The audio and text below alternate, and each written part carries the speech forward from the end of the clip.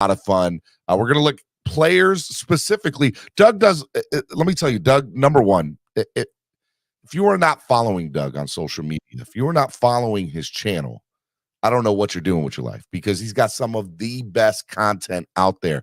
He gets in contact with some of these soon-to-be NFL superstars, and he has great one-on-one conversations with them, talks to them about their, collegiate career and what they plan on doing moving forward in their professional career. And it's really, really good. If you guys go to YouTube, type in the Touchdown with Doug Smith, you are going to see some of the best content out there. Go follow him. I want to say he's like 190 people, 180 people away from 2,000, I think. Something of that nature. But he's close to 2,000, and I want to get him there. I want to help him get there, okay? So make sure y'all go follow him. It is awesome, man, okay? Want to give a big shout-out to everybody in the chat real quick before I bring on my co-host for the day, Noob, Rashad. By the way, so I'm on Twitter Spaces sometimes. I go in and I listen. I've been getting more involved with some of these Twitter Spaces. Shout out to Batman. Shout out to Lewis. Batman's from the Finsaholic Show. Lewis from the Fins Tailgate. They've been doing a lot of great Twitter Spaces. And there was a really good running joke yesterday with Rashad, who's one of the great listeners of our show. And he has this phobia of feet. And we took it to the next level. And I'll explain more later on in the show. We'll get into it after we get Touchdown with Doug out of here later on in the show. But let me tell you, it went sideways real quick, but it was fun. And you all in the chat this morning, I already have somebody who's in here called Rashad's Feet. It's Trucker Sean. He changed his name for the day to Rashad's Feet. Y'all trip me out. I don't care what y'all say. Y'all are the best fans in the world. It is hands down. You guys are great. Rashad's Feet said that was funny. It was funny. I like it, man. All right, let me bring in my co-host for the day on Spread Kindness Friday, my man Jason Sarney. Good morning, Jason. Morning, Steven. What a way to start Friday with a foot fetish. Gotta love it. I do. So, real quick. All right, here's the Cliff Notes version. Rashad has a phobia of feet. We then talked about feet fetishes, and I was told to me, Steve, hey, you need to raise money for the channel. Make a Miami Dolphin foot thing on a foot account. And so I did, and I've already had 200 views of it. I swear to God.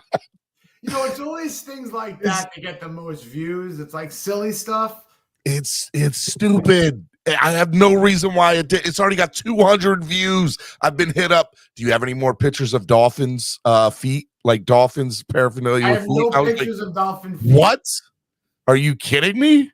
Does Jason also like feet? Will his feet be on your website? Noob says.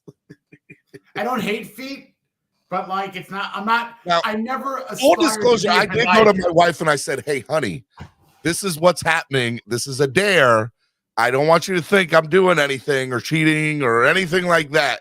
And she's like, "Okay, we'll see. If you make $1 million from it, it's whatever." I'll tell you though, I'm a movie guy. One of my favorite monologues or back and forth dialogues, I guess, was in Pulp Fiction with Samuel L. Jackson and John Travolta talking about feet. Yes. And then, of course, 10 years later, we're learning about a Rex Ryan foot fetish. Can we get off feet?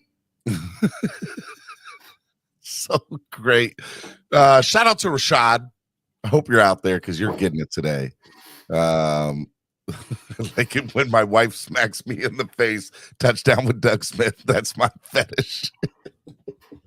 Oh, y'all are the best. All right. Hey, so Jason, the Miami Dolphins are how many days away are we from the NFL draft? We're close. It's real 21, close. 22? 21, 22 days. No, 10. So 14, I don't even know. 14 days. It's 14 days. Man, God, it's getting close. Okay, so there's been a lot of amazing people out there in the community that are putting out great content. And one of those people is Doug Smith, the Touchdown with Doug Smith.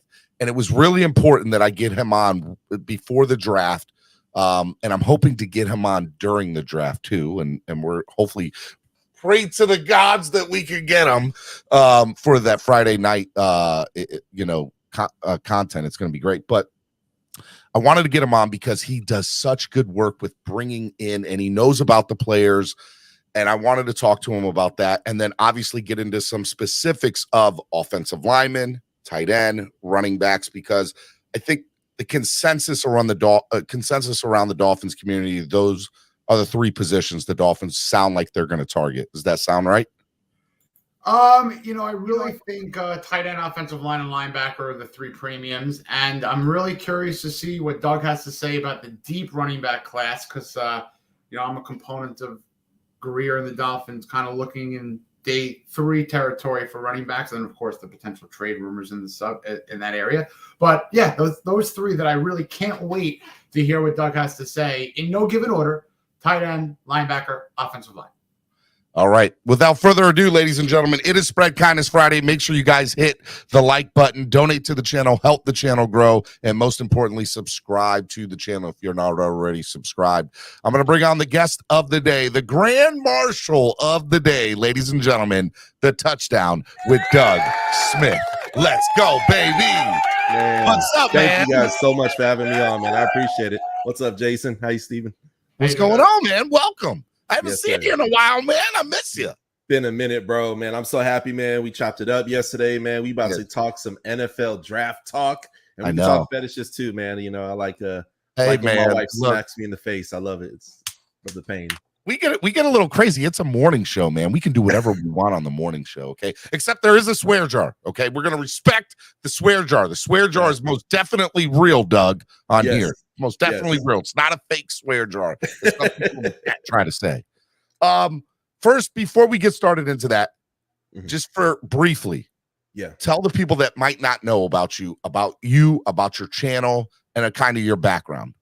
Yeah, man. Well, first of all, thank you for having me on the show. My show's called The Touchdown with Doug Smith. It's a podcast. It's primarily on YouTube, but I am on all streaming platforms. But check me out on YouTube. That's where I upload all my newest episodes.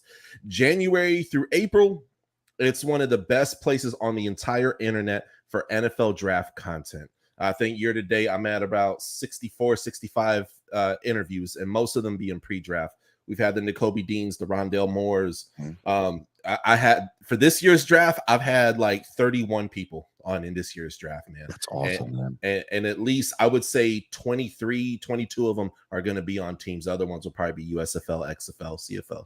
But I get in the trenches, man. It's like going into a good music store and you're looking through old songs that you never knew about. That's kind of my channel, man, where you learn about these players, man. So and then in January through April, that's what I do. And then the rest of the year, I'm a diehard Miami Dolphins fan, but I cover the whole entire NFL.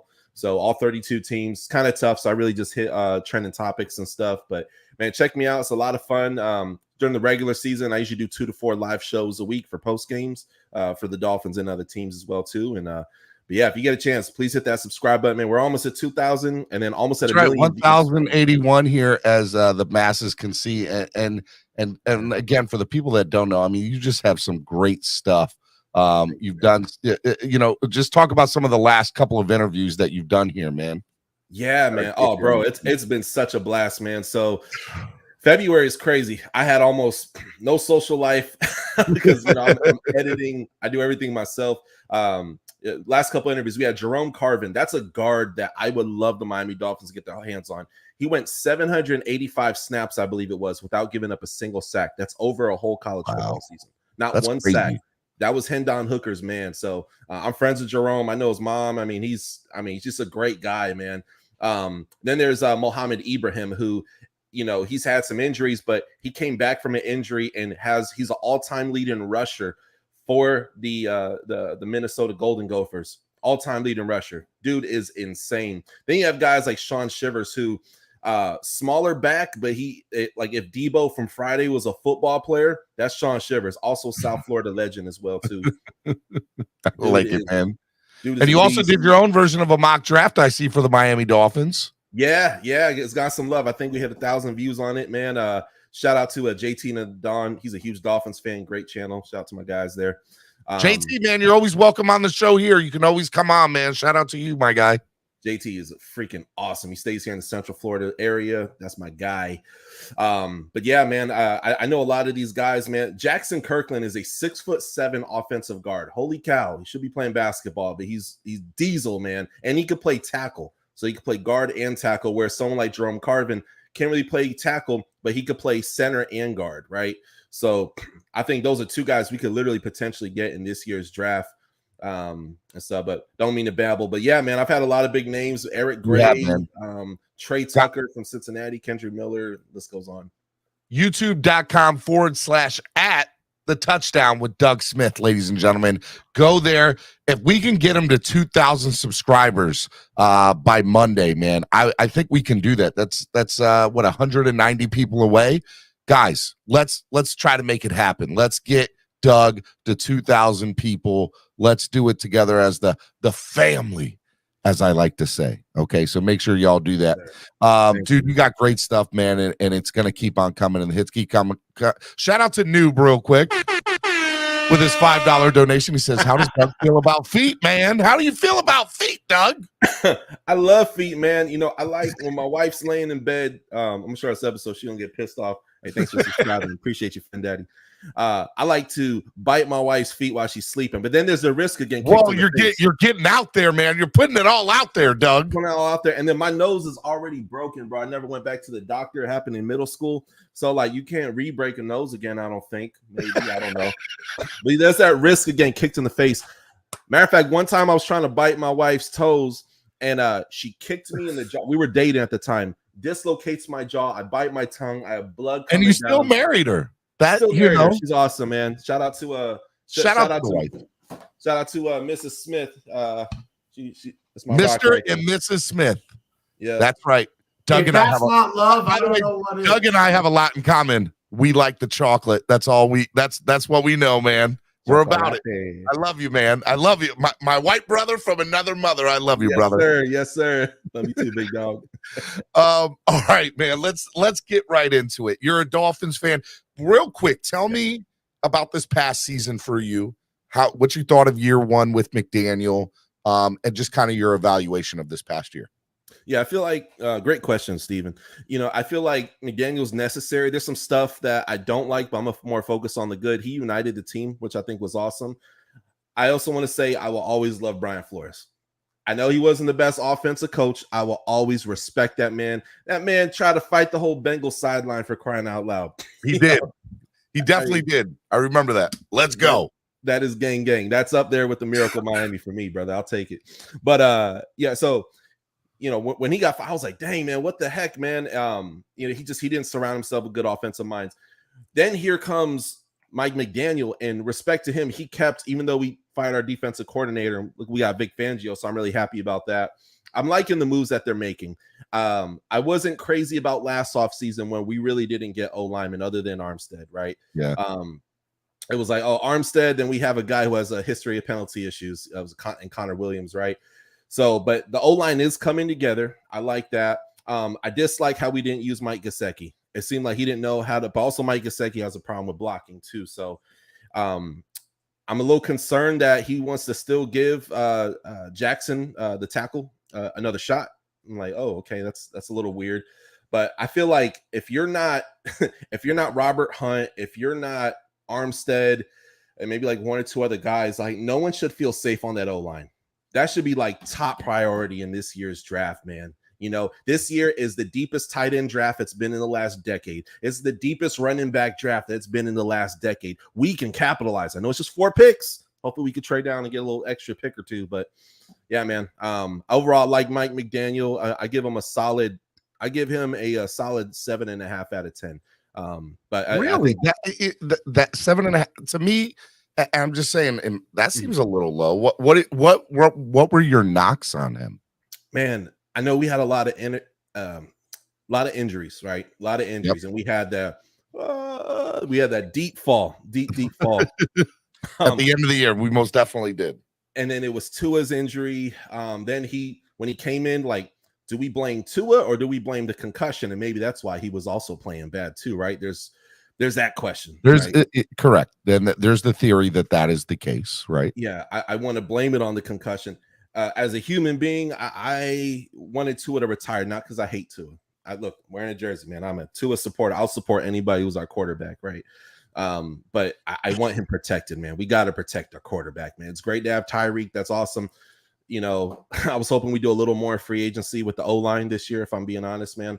And we didn't. So I'm assuming that in the draft, we're going to go harder on that. But as far as Mike McDaniel, I just feel like there were times where he was trying to be too much of the cool coach, than more so like sometimes you need a foot in your butt, like what Brian Flores would do. That also works as well, too, in the NFL. So I'm very concerned with how he handles tight ends. I don't know what the plan is going to be for that.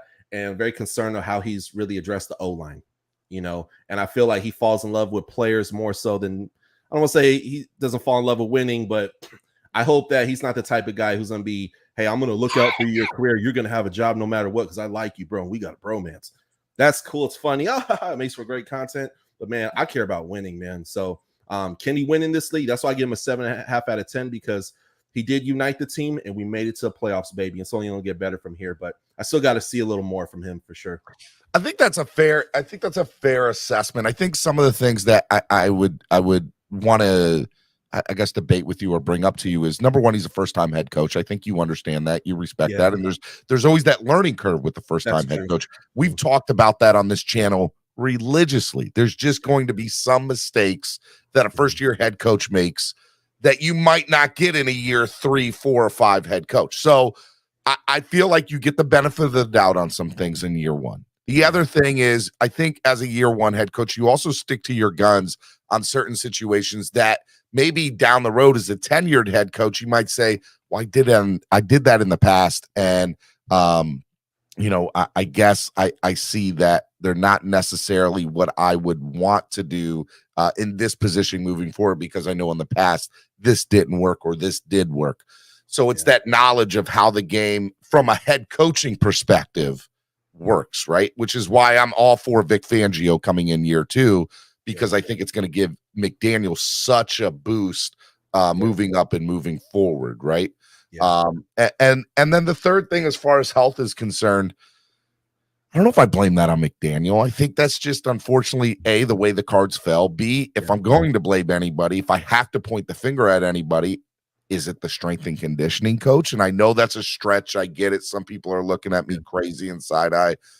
But at the end of the day, I mean, I think that for me, a first-time head coach making the playoffs, having your quarterback be a potential MVP candidate for over half of the year, I say 3/4 of the year, but over half of the year, and having 2 wide receivers go over 1,000 yards and break to me, there's so many positive things to that. And by the way, it wasn't his defense. He was gifted that defense from the previous regime. And so now you got a chance to correct that with Vic Fangio. And so that's kind of how I look at it. I agree with your last statement 100, saying I need to see more. And I think everybody's kind of in that boat. I'm in the optimistic side too. You make a lot of great points, Steven. It's I need to see more, but what he's doing that Coach Brian Flores did not do, and maybe who knows, maybe Brian Flores would have done, right? Who knows? He's gonna crush it for the Vikings, by the way. I'm like super happy for him. But what he didn't do is surround himself with great minds, and dude, he got Vic freaking Fangio. Like, oh my gosh, this may potentially, I'm trying to not lose my mind here, but this may potentially be one of the best secondaries in NFL history of any team. I mean, just look at who we got. It's just a matter of staying healthy and everything like that. But dude, we're about to turn. And I'm on the optimistic side. Like next year, if I had the great year too, I have a feeling I'm going to do like a 9 or a 10. You know what I mean? So, just got to see a little more, man. And overall, I like the guy. Jason, you want to follow up with that real quick? I think Doug made some terrific points on the plan, the structure of what we're thinking here. Offensive line is definitely huge. We're talking probably the missing component. If we solidify the offensive line, if Tua can go in knowing that he's protected, as you mentioned, Doug, I think that makes all the difference. And I'm excited. I like the 7.5. I'll give him like a B. So we're in that kind of range. I would give him an 8. So I'm fine with that. And if he just tweaks some of those rookie coaching first-year issues, timeout usage, clock maintenance, play calling, flags on challenges, Vic Fangio is going to be a guy to help him with that. So I'm really confident that we're going to move up 1.5 points at least next year. Finn Daddy Big Dougie B says, I'm not sure I would refer to the 2022 defense as a gift. I should have said inherited. Okay. Inherited a defense. That's probably a better choice of words. It words. was a lump of coal who put it there in terms of Boyer. I meant for 2023, sorry. But I think that Flores was the mastermind. And when you go to The Apprentice, who didn't have the mentor really running the show, Boyer, I think couldn't hold the bag. Yeah. I want to give a big shout out to Adam Sadowski, one of our listeners. He just gifted 2 memberships this morning so far to get 2 new members to the channel for a month. So shout out to you, Adam Sadowski. I really appreciate it, man. I don't see who got the memberships at the moment. I did see the thing pop up. It doesn't show through the YouTube thing yet, but I see that you gifted 2 memberships. So shout out to you. I appreciate it, man. All right. Miami Sports Music's #1 Miami fan morning show, Clock Blockers, right here on the Miami Sports Music Podcast Network. Jason Sarney, my co-host today on Spread Kindness Friday. And we have the guest, the touchdown with Doug Smith. All right. We've kind of gone off the rails a little bit. Let's get into some of the draft needs. What are your 3 biggest priorities for the Miami Dolphins? Let's start out with that. Yeah, man. I would say tackle first. I would say get a right tackle, somebody who could potentially play left tackle. One thing I love that what Coach Mike McDaniel was doing, he was bringing in guys from other practice squads. I mean, a lot of teams do that, but who they brought in was not bad. And I like where their mind was at. It was like literally every week, like, oh, we got this new guy. Oh, we got this new guy. It was great, right?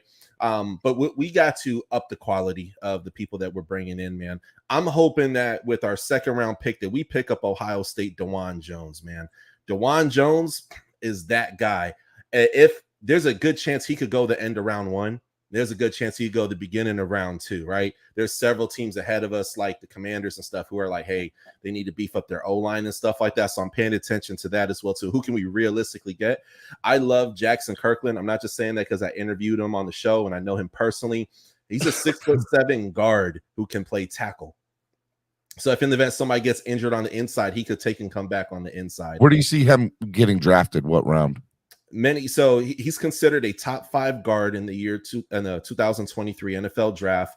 Realistically, he will be gone by the beginning of round 3. He'll be gone. So he possibly could be there for the Miami Dolphins. Yeah. At 51, or if the Dolphins move back even a little bit. I guess my question to you is, that somebody that could come in week 1? Yeah, absolutely. 100%. He had I think like 2 QB rushes, and I think he gave up 1 sack like the whole year. I think it was. That guy, Jackson Kirkland, is the guy. He tested very well at the combine. That doesn't always translate to the field, by the way. But that's a guy who his intangibles, he could play all over the line, except for I don't think I'd see him at center or anything like that. But he plays guard, and he's 6'7", and he could play tackle. I think that brings extreme value to us, especially since we need, I believe it's a left guard and a right tackle. Quote me if I'm wrong. But taking and having that's something that I would like. 100% on the money. Left tackle, right, or right tackle, left guard. Excuse me. Okay, cool. I was like, let me make sure. We got Teron Armstead at left tackle, but I guess that could even be said. You need somebody to fill in for him, at that point, Because he does have a history of injuries, but he's a soldier. Oh my gosh, he played like the whole healthy. Best offensive lineman in the league at that position, or arguably, right? You have Laramie Tunzel there, and Orlando Brown Jr., but he's arguably up there with some of the best. There's no doubt about it. For sure, absolutely. Then we get over to round 3. What do we do around 3? And again, these aren't sexy picks, but let's pay attention to the Dallas Cowboys the last 10, 12 years. And this put all their quarterback stuff aside, and I know Jerry Jones sucks as owner. But one thing I respect about that organization is they value the O-line, and they're not super sexy picks. They're not flashy picks, but you saw guys who came in. They had 2 rookie O-linemen last year come in and start day 1, and there were some bumps in the road, but at the end of the year, they looked really good, really freaking good, and they made the playoffs with that, right? So we even see Ezekiel Elliott start playing better, right? Let's bring it back to the Miami Dolphins. I feel like it's super pivotal. We can get home runs and fix our O-line with round 2 and round 3. Even if we trade back a little bit and get an additional pick, which I'll be honest with you, I hope that's what we do because it is a deep O-line draft as well. But if we do that, we could fix that. And then guess what? Deepest, if we need a running, I don't think we need a running back, but if we need another linebacker to beef up that core, if we need another tight end, guess what? It's a deep year for that, man. So yeah, I would say that's where we go with our first 2 picks. Let me ask you. Okay, so Liam Eichenberg, right? Somebody that the Dolphins, drafted. Here's a couple of questions in this, so just bear with me for a second. Yeah. Were you a fan of him, when the Dolphins drafted him? Because some of the players that you are mentioning here, the guy that you said, hey, he hasn't whatchamacallit, he has not allowed but one sack, his 2 years or anything. Eichenberg was one of those guys too. Eichenberg was one of those guys too, right? And so, and I agree with you. The underwear Olympics don't always translate to what you're going to see out on a football field. So my question to you is, looking at Eichenberg, hearing some of the similar things that you're telling me with some of these guys, how, as a Dolphins fan or people listening at home, should they figure out what the differences are between the two? Because I'm hearing some of the same things that I heard with Eichenberg, and I know how Eichenberg worked out.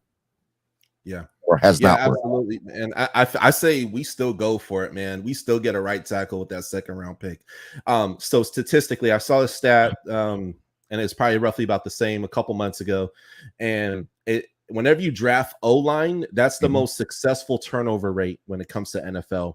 The reason I say that, because I think, and don't quote me on this, I think it was 66% that they're going to be in the league for more than 3 years as a starter. And I think statistics are on our side here. The chances of us flopping again with another O-lineman drafting that high, because even like, was Austin Jackson? I was happy when we got him. I'm like, oh, it's great. I mean, he's coming off of like a kidney surgery and stuff like that, helping out his sister, I believe it was. I love that pick, but you don't know how people are going to translate into NFL. I think that's where more talent and scouting and stuff like that, comes into play. But I say we still go right tackle with our second round. So you're saying the odds, law of averages are in our favor. That 66% for that, even with some of the same qualities that we look for people in the past, we got to hit eventually. It's got to happen, right? Yeah. I mean, not every team is going to be bad forever. Not every team is not going to have a quarterback forever. Stuff is going to work out in due time. It's just unfortunately that is the NFL, and with the talent pool, some guys like, you got 2 to 3 years. If you're O-lineman, you got 2 to 3 years to prove yourself. Otherwise, you're going to be a 1 year here, 1 year here. You're going to be hopping around the league, right? So I see that happening to Austin. We've seen a lot of stuff. Yeah, we've seen a lot of turnover, a revolving door from offensive line coaches to offensive line. Period. Now let me ask you. You interview a lot of college players. Yeah, I don't know if you've ever dived into it as far as the coaching is concerned, because I feel like we've had 9 offensive line coaches in 10 years, and that can't be good for the development of the people that have come through the door here. As far as Butch Berry's concerned, the guy we got from Denver, who former University of Miami coach too, what are your thoughts about him coming in and working with these young linemen that are already in the door, and potentially maybe some draft picks that we might get come a couple weeks from now when we get the draft going? Little concerned by that pickup. Shout out to my co-host Mike Williams. He's a Broncos fan, actually, and he comes on the show from time to time. And it's my understanding that Broncos fans really hate Butch Berry. I'm optimistic. I'm an optimist at heart, but I'm also a realist as well too. I can't be a realist with somebody who hasn't been on our team yet, right? So, but while people hated him, also as well, they've had one heck of a running game. They've always had, where it'd be Phillip Lindsay, Melvin Gordon when he first got there, right? This last year was filled with injuries. The O-line was absolute garbage. But, I think he's going to do pretty well. And being that he has the people that he has around him, I think he is going to do very, very well. That's the optimist side of me personally. But yeah, we got to, that's the one coach that we got. And I was like, hot diggity dog, man. I don't know about this. Well, I mean, to be fair, and people that watch my show on a daily basis know that I was a huge fan of Matt Applebaum. That didn't work out. And I wasn't necessarily a huge fan right away of Butch Berry, but then it was kind of told to me or, explained to me, or I even observed it, or thought about it in greater detail from a standpoint of, hey, look, Butch Berry is somebody that Mike McDaniel knows. I trust Mike McDaniel. He already made this offense a top 10 unit in the league. If he saw an inefficiency with Applebaum and replaced him after 1 year to bring in somebody that he's worked with in the past, who am I to question it with somebody who had a top 10 offense in the NFL? So I'm going to put my faith in McDaniel in this and think that it's going to work out the right way. And that's kind of where I'm at with that. So back to the question of the offensive line, you brought up scouting department with the Miami Dolphins. I know you've interacted with some scouts in the past. What are your thoughts about the scouts or the scouting department for the Miami Dolphins when it comes to offensive line? Because fans are like, hey, look, we've hit on some great people like Cater Kahoo on an undrafted free agent. It was an easy pick, I guess, to go out and get Christian Wilkins or Jalen Phillips. We got out and Javon Holland, but we whiffed on Noah Igbenogany. And so what is your thought process and how our scouting department is and our GM Chris Greer with that? It's the difference, but having a good scouting is, I would argue, probably almost as important as having a good head coach.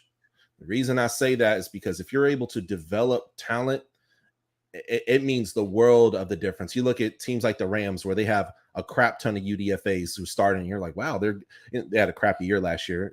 Not hyping that up, but you see how they're able to develop talent. They have great scouting over there. I hate the New England Patriots. I can't stand them. But they get some random white dude who played for University of New Hampshire, random who played receiver for 4 years, and then he turns out to be this great guy for 3 or 4 years of his rookie contract. And when he asks for top money, they get rid of him, and you never hear from him again. Exactly, right. So, the Patriots are, probably some of the kings of that, man, right? Yeah. But then you have teams where, like the Cleveland Browns and the New York Giants, where their scouting is.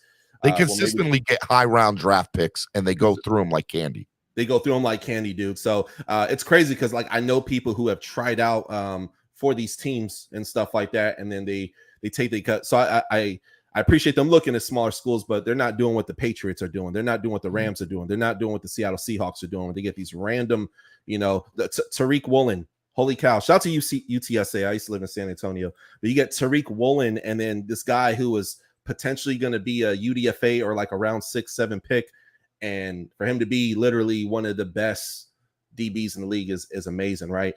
I say it to say this: we're not completely hopeless, but I feel like we're more in the middle of the pack, if I'm being honest with you, because there's no team that hits on every pick, right? But this year we need to hit on 3 or 4 of them. We got with 4 draft picks. You're right. With 4 daggone draft picks, and we gotta be dang sure. Is that fair, though, Doug? Is that fair to say that we have to hit on 3 or 4 because the odds are not in our favor for that? Just in general, from an NFL standpoint. Yeah, I would say I'm hoping for 3. If we hit on 2, and like I already said, the right tackle and then left guard, I'll be a happy camper. And then the other guys, it could be projects, because day 3 in the draft, or excuse me, not day 3, but in day 3 of the draft, once you get to round 6 and 7, those are your project guys. Yep. Those are guys you took the risk on. Like, okay, this guy, he got in trouble in school, or this guy, man, he's slow as heck. But you look at the tape, holy cow, he has to bring something, right? Those are your guys, right? And this year, we have that, right? So for me personally, if we hit on those 2 picks, the guard and the tackle, I'll be elated because we have good linebackers already. We need some more depth there. We have probably one of the best secondaries on paper, and I know that's going to show on the field too. We're good there, but yeah, we need an O-line. Or else it's all right. I want to come back to the O-line in a little bit. Let's move over to tight end. Tight end is something for me that I think is very important. We signed free agent Eric Saubert from the Denver Broncos. Not a lot of playing time, but when he was on the field, there was a lot of blocking that was going on. So he sounds like he's going to be a very good blocker, which is the opposite. And no offense to Mike Gesicki, but the opposite of what Gesicki was. And then you have Durham Smythe coming back again, as well as Tanner Connor.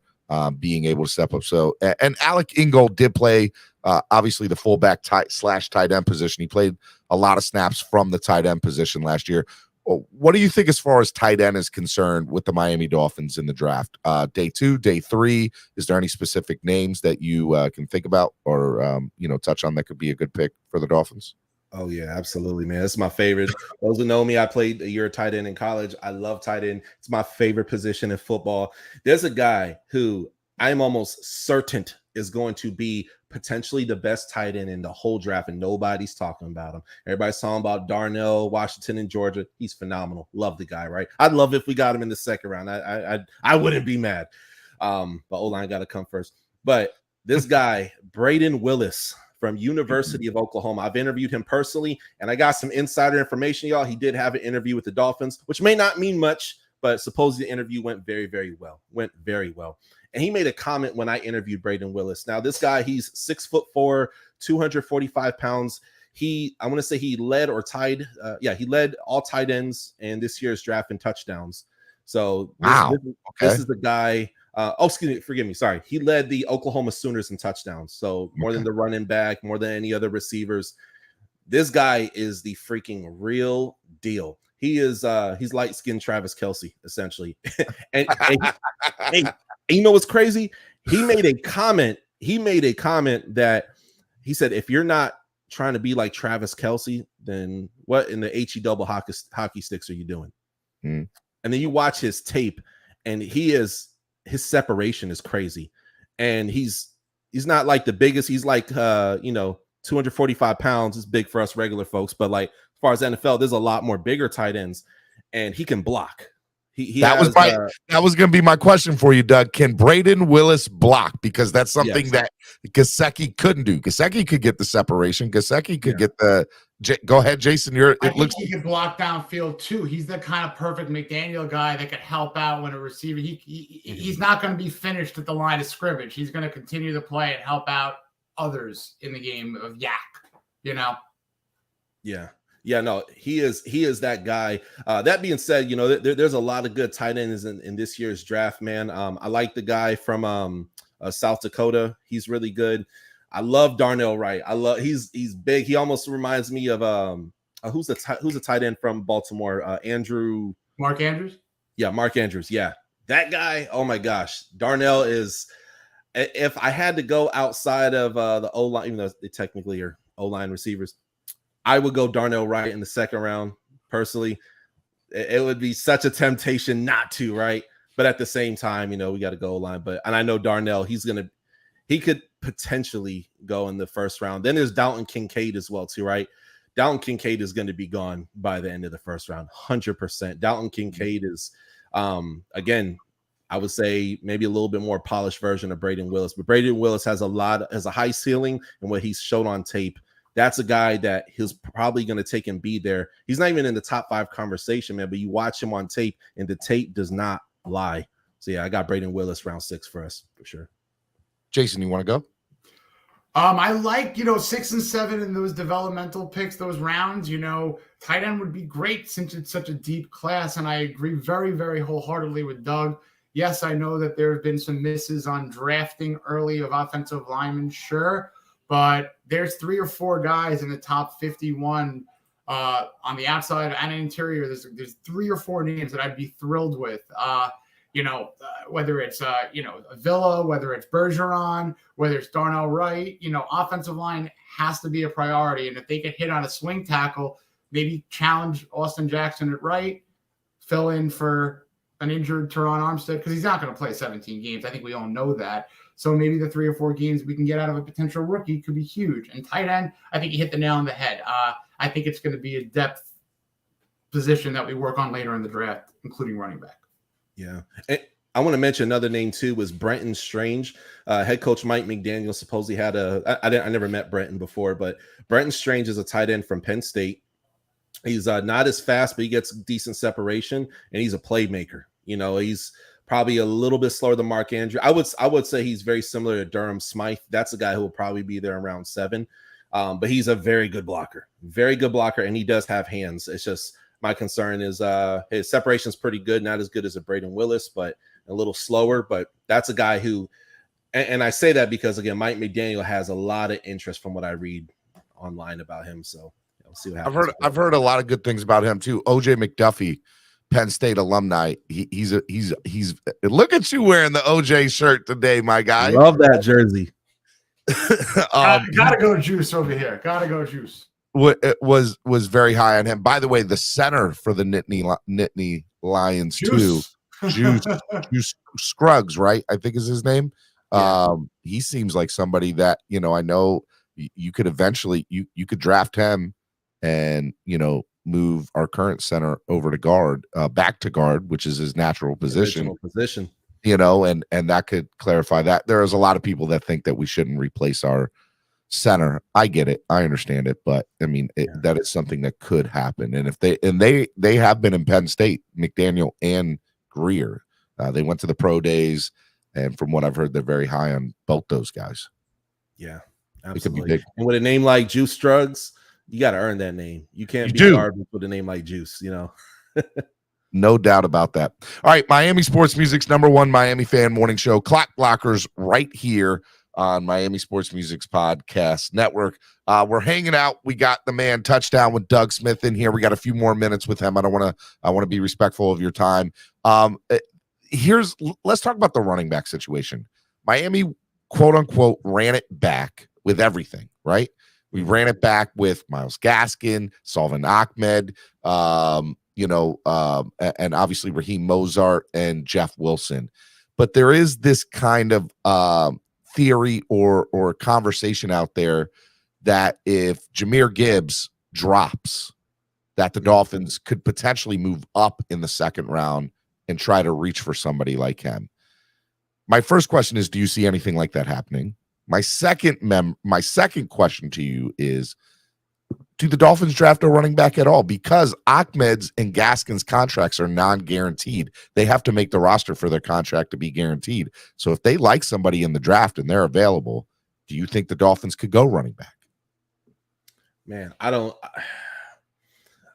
hope that we stick to our guns, as tempting as it is, because there's going to be really good players that fall out of the first round. There's going to be really good players. There's going to be good receivers that fall the first round. There's going to be good running backs that fall out of the first round. And Jahmyr Gibbs, that's a huge possibility. I think personally he'll be gone early second round. I don't see that happening. If it happens, man, we need to focus on the O-line, y'all. And I don't want to be a situation where like, oh, well, we got one good O-lineman, and let's say he don't work out. I'm hoping we hit at least on one or two of these O-linemen that we're hoping to draft for sure. So I don't see the Dolphins going running back at all. But if they do, it could potentially be a round 7 or round 6 guy. Caslin 143 with the $5 donation. He said, I love that people are finally talking about Willis finally. I like that, man. It's always good when some of the fan base likes a player and then somebody like yourself kind of validates that, because we all kind of look for it in certain players of maybe we want to see. Is there any other names of people as far as tight ends, offensive linemen, running backs, or linebackers that we haven't discussed that, hey, Dolphins fans, keep your eye out on this. This could be a steal in day 2 or day 3. Yeah, absolutely. I love if he's available on day 3, man, I'll be the happiest man ever, man. I absolutely love. Now, I would say day 2, he'll probably be gone day 2, but it's Trenton Simpson from Clemson, man. That guy, he's athletic, 6'3", 240 pounds, man. Versatile, man. He could take and cover receivers. And this guy is, I don't know if you remember Madden 2005, where they introduced the hit stick. He's a human hit stick, this guy. He's such a beast, man. Again, it's one of those things where I'm like, just go O-line your first 2 picks. There's gonna be a lot of shiny toys. Don't do it. It's like go for the housewife that's stable. Don't go for the Kim Kardashian who's gonna cheat on you, man. Come on now.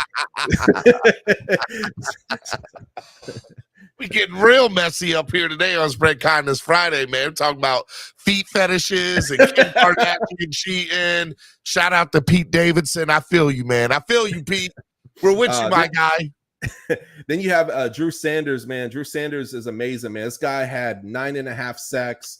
I'm reading here. He had 1 interception, 3 fumbles forced. That's one of my favorite statistics to see, because that means the other side of the ball is going to have a chance to score. But Drew Sanders, linebacker, that guy is a huge playmaker. If he's there for round 3 and we go right tackle in the second round, I'll be so happy. And then again, there'll be some decent O-linemen. I think we'll slide to round 6 for us. But those would be some of my favorite linebackers for this year's draft for sure. Look, man, the last thing I kind of want to talk about with you, not necessarily draft prospects, but draft day trades. You discussed it earlier. What would something, I don't know if you have anything in mind of what something might look like for the Dolphins trading back, or what you could possibly see, and I have to bring this up to you, Cedric Wilson, Christian Wilkins' name's been conversating and some things. Like, where's your head at in Miami Dolphins draft day trades? Man, bro, if we got Cedric Wilson, I'll take him for a bag of peanuts, but I know that's not a real trade, so it can't happen. But if we trade Cedric Wilson, he's a huge playmaker. I don't know what the heck happened this year. Maybe it was stuff in practice. Maybe the scheme was too complex for him. I mean, we've seen this before with other coaches, right? When someone not just with the Dolphins, this happens on other teams as well, too. If we traded Cedric Wilson for like a round 7, I'd be so happy, because that's another player that I have a feeling we're probably going to get another 2 picks. I have a huge feeling if we get another 2 picks, I'll be very happy, because there's so many great players in this year's draft, man. But another one that I like is, what if we take our second round, we trade our second round for another 3rd and a 4th? I would take that. I would definitely take that, because that's where you win rounds 2 through 5, man. If you get a lot of those, man, dude, I'm going to be so happy, man. So if we could trade our so getting out of 51, trading back into the 3rd round, so now you have 2 3rd-round picks again. Yeah, and then another 4th. And then another 4th. So you'd have two 3s and 2 4s. I would take that personally. Yeah. Interesting. All right. What about Christian Wilkins? What are your thoughts on the Christian Wilkins front? Now, the report came out yesterday in local media down in South Florida that they have negotiated. They are in negotiations. Both sides have put offers. They're not necessarily close to where they want to be yet, either side, but they both said they're very optimistic that they're going to come to some sort of an agreement. But it's always on the table, and obviously the fan base has definitely been talking about a draft day trade for Christian Wilkins and seeing what you could get from him. I don't think it's going to happen. I don't want it to happen. But what are your thoughts on the Christian Wilkins front? Man, Christian Wilkins is at the prime of his career, and that guy, he's such a force in the locker room.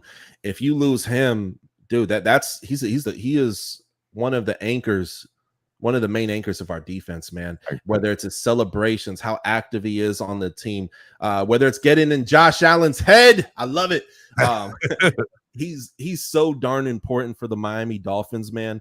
I don't see him getting traded at all.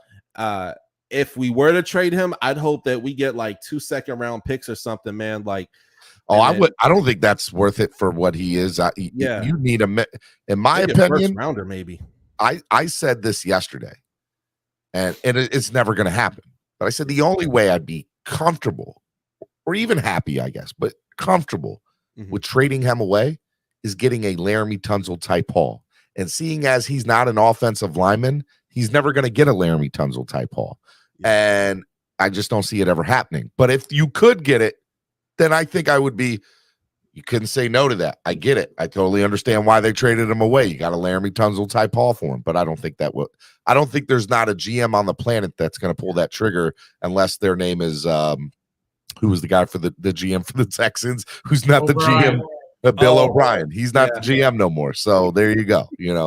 It's not there, man. So that's kind of where I see that. Real quick, with documentary. $5 donation says dream draft: Avila, Rush, Willis, and Dorian Williams, linebacker from Tulane. What do you think of that, from Caslin? I like that, Dorian Williams. Oh yeah, I like that a lot. Yeah, that linebacker from Tulane is cold. He is cold. He'll probably be gone by round 3. He's a cold one. Avila, okay, I'm familiar with that name. I'm familiar with Rush. I love it.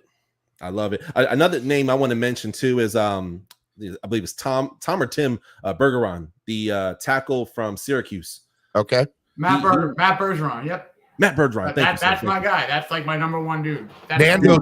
Nando Talk and Jason Sarney up here, and Nando Talk, who also does stuff, Hot Take Tuesday up here with us, are in love with Matt Bergeron. That's the pound on it. That's the guy that if I was there, I'd be doing.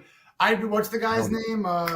Michael Flatley, the jig guy, the Irish jig guy. I'd be doing that on the war room table if Matt Bergeron was around 50s or 84. I love it, dude. That guy, it's like he has superpowers, and when he puts his hands on people, they just you know, he's really good, man. I like him a lot, man. Good footwork, good agility, man. When people try to take and bull rush him, man, he controls the situation. You look at the talent that Syracuse is going up against, man, and how he handled it and how he dominated in his role. That's another thing, too. How did you dominate in your role? Regardless of what the record was, how did you dominate your role? And also, how did the running game was? You know, they have, I think it's Sean Tucker. He's considered a top 10 running back in this year's draft, right? He'll probably be gone maybe by round 5 or 6. That's a guy who, like you look at Matt Bergeron. It's like, hey, you also got to celebrate those yards as well too, because you're responsible for that, right? So I look at that as well too, and how you know, Sean Tucker is more he's more of an edge rusher, I would say. He's more someone who's going to go off of the tackles, and with how I look at Sean Tucker, his stature is very similar to at least 2 or 3 of our running backs in our draft room, right? So I look at that, and if we get Matt Bergeron, I feel the second round could be a little high, but I wouldn't be mad at all if we picked him up in the second. I think he might be in the third potentially as well. Third round would be theft, and I'd be thrilled. But you're right. Yeah. Second is a little too up. Maybe trade back 60s, 70s, but third round would be massive celebration there. Super pumped. Heck yeah, man. I got to try to get him on the show, man. That's a big name. Oh my God. Nando and Jason. You got to have Nando and Jason on with you though, because those two guys are in love. I have never seen two guys more in love with a prospect than Jason. Bro, man. Yeah. There's always one or two. Every year I always got one or two. And Bergeron is definitely one of them. All right, Miami Sports Music's #1 Miami fan morning show, Clock Blockers, right here on the Miami Sports Music Podcast Network. I have the touchdown with Doug Smith hanging out with us this morning. All right, you have a lot of content on the channel and some content coming up. Tell the people what you got coming up. Tell the people what they should be seeing because your content is way too good and the masses need to go see it and need to go to it. Thank you so much, man. First and foremost, thank you so much for having me on the show today, man. Dude, man, I've had this has been a fun draft season, man. I'm actually wrapping up my draft series. I probably have another 2 to 3 NFL draft prospects coming on the show. I'm trying to get Luke Schoonmaker on the show. So working with his people, trying to get him on the podcast as well. I'm hoping to at least have, 1 to 2 more big names, man. But dude, Matt so Bergeron. far, man, it's been fun. Matt Bergeron.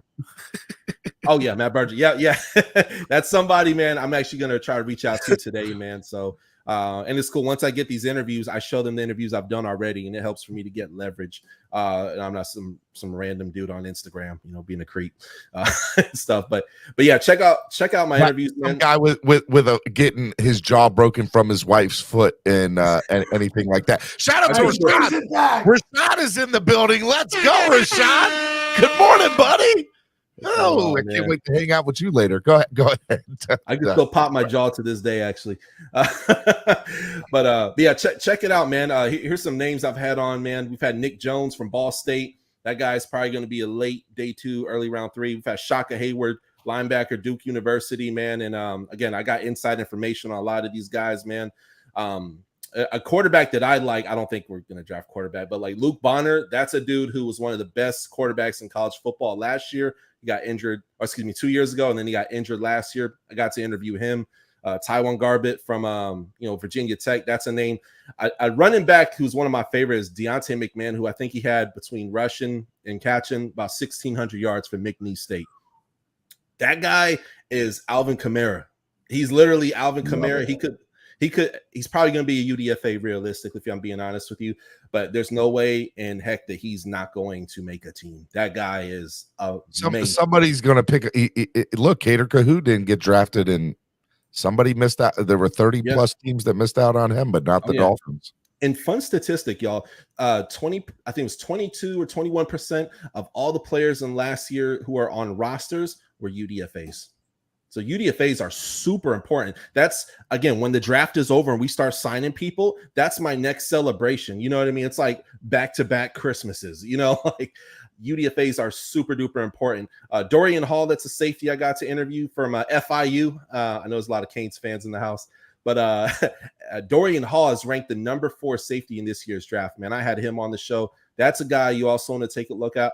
I don't see us getting a safety, y'all. I think we're pretty much stacked up there. But then there's Tyler Huseman, who's another running back who's probably going to be around 7, UDFA. He had a try with the Chicago Bears yesterday. That's the Bears. Yeah, the Bears. Eric Gray, again, another guy, Alvin Kamara clone. This guy is amazing. I had Trey Tucker on. Trey Tucker is considered potentially the best kick returner in this year's 2023 NFL draft, and he could play slot corner, and he could play the deep route. We got Braxton Berrios now, though, Doug. We don't. We got the GOAT from University of Miami. He's not the GOAT, but I do love him. You're right. Competition breeds competition. Yeah. I just dropped your link to the channel in the chat. So everything Doug's saying right now, you can go listen to after today's show here. That's you right. Wait till after today's show and then go listen to Doug. And the first thing you're going to do is you're going to subscribe to that man's channel. That's the first thing you are going to do. Appreciate it, man. Thank you so much, man. But yeah, man, I have so many interviews. And then even like last year's draft, we had like N'Kobe Dean, Hassan Haskins, Brian Asamoah, who's going to have more of a prominent role in the Vikings defense, who fits the Brian Flores long arms favorite type of player, Danny Gray from the 49ers, man. Last year was really great. This year, I doubled the amount of people I interviewed. Last year, I think I had 15. This year, I had over 30. So, and then next year, my goal is 40 interviews. You know what I mean? I'm just trying to. My goal with the Touchdown with Doug Smith is January through April is to be one of the best places on the internet to watch pre-draft interviews and pre-draft content and stuff. Well, you got a couple new subs: Manalo, Pete's Take, Shake Money, Todd L. They all just subscribe to the channel. That's what this is all about. We're family here on Spread Kindness Friday at Miami Sports Music.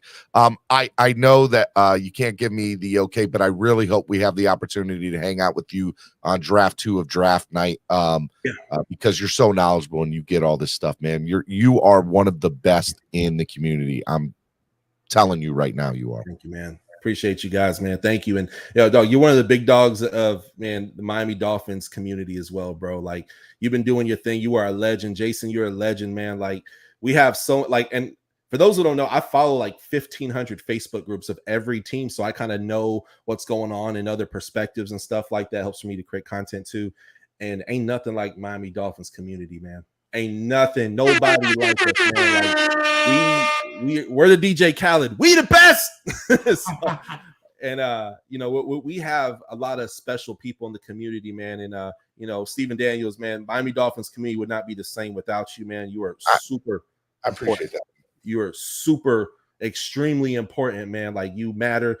When there's, I'll keep it real, man. Before you started doing this, man, there was a lot of civil wars and fires within the community, and you're responsible for putting a lot of that out, man. You prevent a lot of forest fires. You know what I mean? And only you can prevent forest fires. So, I'm coming up with a nickname for Stephen D after that. Yeah. Oh yeah, Smokey the Bear. dude, I really appreciate you saying that. You're making me blush on Spread Kindness Friday. I don't think I necessarily do that, but I try to practice what I preach, and that is spread kindness, positivity, and love. Except when I'm on the Fins tailgate with those crazy people over there. Those guys, okay? I spread craziness over there. No, I love those guys too. So it's great having you on. I hope to get you on more, especially next year. And just keep doing what you're doing, man. Just keep grinding out the content that you're doing. And as long as you do that, man, you're going to go far in this business. And I know you are, because you're a great guy, man. Thank you, man. I appreciate it, man. It's Fins up, baby. And I'm going to say this. We win in the Super Bowl either this year or next year. It's happening. We're going to win a Super Bowl. I profess it in Jesus' name. I love it, man. I love it. Chef Shu says, I've been subscribed to you for months, probably a year now, Chef Shu, what's up, man? I know Chef Shu. Chef Shu's the guy, man. All right, Doug, we will see you next time. Hopefully we'll see you in a couple of weeks on Friday. You'll keep me updated on that, but keep grinding, man. Keep doing your thing, and we will be on the lookout for your amazing content on your channel. Ladies and gentlemen, the Touchdown with Doug Smith, man. God bless you guys. Have a good night. Great Thank stuff, you so much. Have a great weekend, bro. Love it, man. Love it. Wow. Great stuff. Man, he knows his stuff. Nothing makes me happier than watching guys who could just go off the cuff and just talk about prospects. I mean, that's a whole other level of stuff. He's so good. He's a former football player in college. and he's really good. He's so knowledgeable at what he does. Look, I've been trying to get this guy on the squad now for a few years. He's so, like, that's how good he is, right? And I'm not trying to pump up my talent. Recognizes talent, and Doug Smith is the epitome of really good talent in the YouTube community. He's good at what he does. He's really knowledgeable. He assesses talent, and most importantly, he's really good with the players too, right? And if you go and look at some of his interviews, you'll see a lot of that stuff. And that's what I like about the community, especially when you have somebody like him, right? Somebody who's willing to take the time and the effort into making great quality content. And somebody like Doug is somebody who everybody should be following. Bills fans, Dolphins fans, everything, because he does do a lot of stuff for he's not just a Dolphins YouTuber, he's a Dolphins fan that does focus on the Dolphins, but his content is for college football as far as like the prospects for the NFL, and he does a lot of stuff with a lot of the other teams as far as like mock drafts and just doing previews, and he'll get any player on in the NFL too. He's had NFL players on as well. So just go check out his content, guys. I can't say enough about him. Touchdown with Doug Smith. The link is in the chat. I will even put it up there one more time for y'all in the chat because it's that good. Go check him out, man. All right, it's Spread Kindness Friday, Jason. What's going on, man? How are you? I'm doing good. Getting back into the swing of things after the vacation week. Kids are all back in school. We're all back into the regular routine. I know. And that's how I feel. I'm like, all right, I'm back in the routine with everything. Back in the routine. I'm back in. It gets a little crazy. You need a vacation from the vacation, right? That's what the weekend is for. The weekend, we got the soccer. We got the weekend stuff. Little grocery shopping, all that fun stuff. But other than that, just gonna really lay low key. Looking forward to that. Low key for a little bit, man. Low key weekend. I like it, man. That's also draft coverage. And Doug when I rewatch this show, I'm gonna take out the old pen, the old highlighter, and just start writing all his names that he said and do some research because we're 2 weeks away basically, and perfect time to really get locked and loaded for draft coverage for the Dolphins. Well, let me ask you a couple things. Let's from a fan perspective, that excitement kind of gets going here, right? Like fans are like, oh my God, the draft's going to be here in 2 weeks. We finally got. They're just yearning for content around this side of the year, right? Mm-hmm. My question to you is from a team perspective, not from a fan's perspective, from a team perspective. Are they in the war room now? 2 weeks out? Are they? What is this process like today? 2 weeks out for the team? In pure speculation, mix of what I've heard, what I would be doing. It's April. It's right now. There might be a player in the seat right now that in like 5 hours we'll hear was being interviewed. There might be 2 or 3 scouts right now calling players, reps, agents, families, maybe meetings, setting up meetings. The wheels are churning, they're in motion, and the gears are grinding, and they're preparing. They're probably preparing trade scenarios. They're probably preparing their board, and they're structuring their board. So I would say we're Friday. We're 2 weeks away. So I would say from 2 weeks ago, it's in the office, going home, probably save 2 hours, 3 hours, maybe sleeping on the couch in the office. You know what I mean? This is the stereotypical all hands on deck. And the Dolphins, I think I would wager they have a second round, a third round, a sixth round, and a seventh round. That won't stay the same. That's my wager. I'll one of the things I'd like to do, because I don't know if a lot of fans do it, and I think a little bit about it, and I'm pretty sure Doug Smith does. I'd love to know what exactly a draft board looks like in a war room and how it's broken down. Can you give to any insight on what a draft board looks like, and when a GM or a scout and they're looking at it and they're talking about it and they're saying, okay, look, do they have a list of names that they like, positional players that are top in the, compared or comparable for where they're going to pick? What does a draft board look like in a war room? I have never, with my own eyes, seen an NFL draft board in an NFL war room. What I have seen are similar types of boards and structures in NBA senses. And what I could probably guess, let's mix up the knowledge that I have in my head about that, and then the knowledge that we all have. Let's say things like draft day. Let's say things like Moneyball. A lot of magnetic nameplates. Mm-hmm. Big, huge white boards, right? Numerous individuals around. All right, we're at running back. Throw me Jahmyr Gibbs. Jahmyr Gibbs goes on there. And then throw me Zach Charbonnet. Zach Charbonnet goes on there. And then maybe there's another side of the board that's completely defense. Jack Campbell. You know what I'm saying? So they're throwing names up, and they're not using ink. They're using very easily movable. It could be digitized these days. It could be completely touch screened. You know what I mean? That is something that I would probably guess. Forget the magnets these days. It's 2023. Someone's probably manipulating it on a touch screen like we would see those people on CNN or ESPN do when they're broadcasting. And they're just structuring it. And they're preparing. And then they're going to prepare loads and loads of scenarios. And here's where probably pivot tables and VLOOKUPs and Excel spreadsheets come into play. Much, much, much, much financially, economically, and football savvier people than me. But I could tell you that they ain't golfing right now, and they ain't at the pool. They're working. They're not golfing on a game day. I don't want to bring that up. I'm sorry. I didn't mean to go there. I didn't mean to go there for some people. I didn't want to start that. I'm sorry. I'm so sorry. They have 90-hour weeks, and there's no way around that.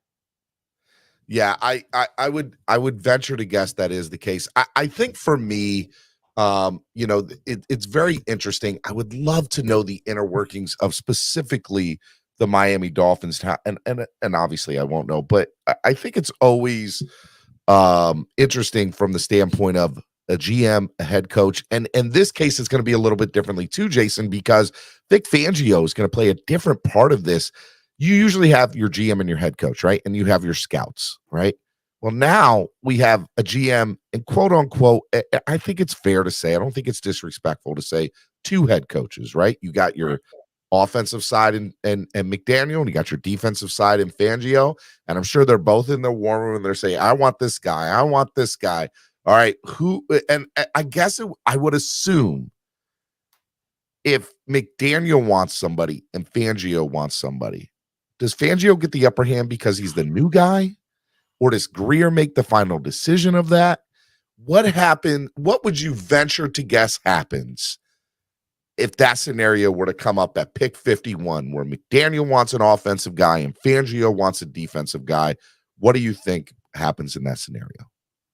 That's too good of a question for me to feel comfortable answering accurately. How do you measure the accuracy? It's a fantastic question.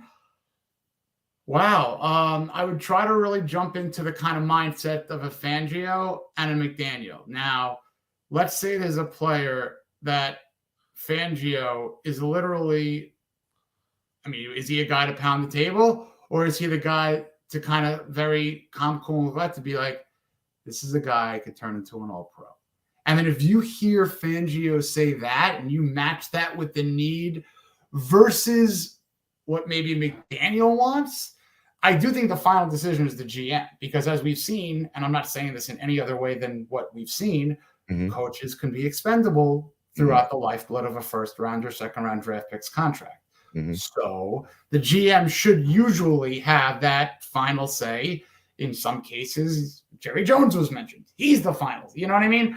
But I think that if it's a McDaniel versus Fangio preference, it's got to be what Greer values as the more pressing need. Exactly.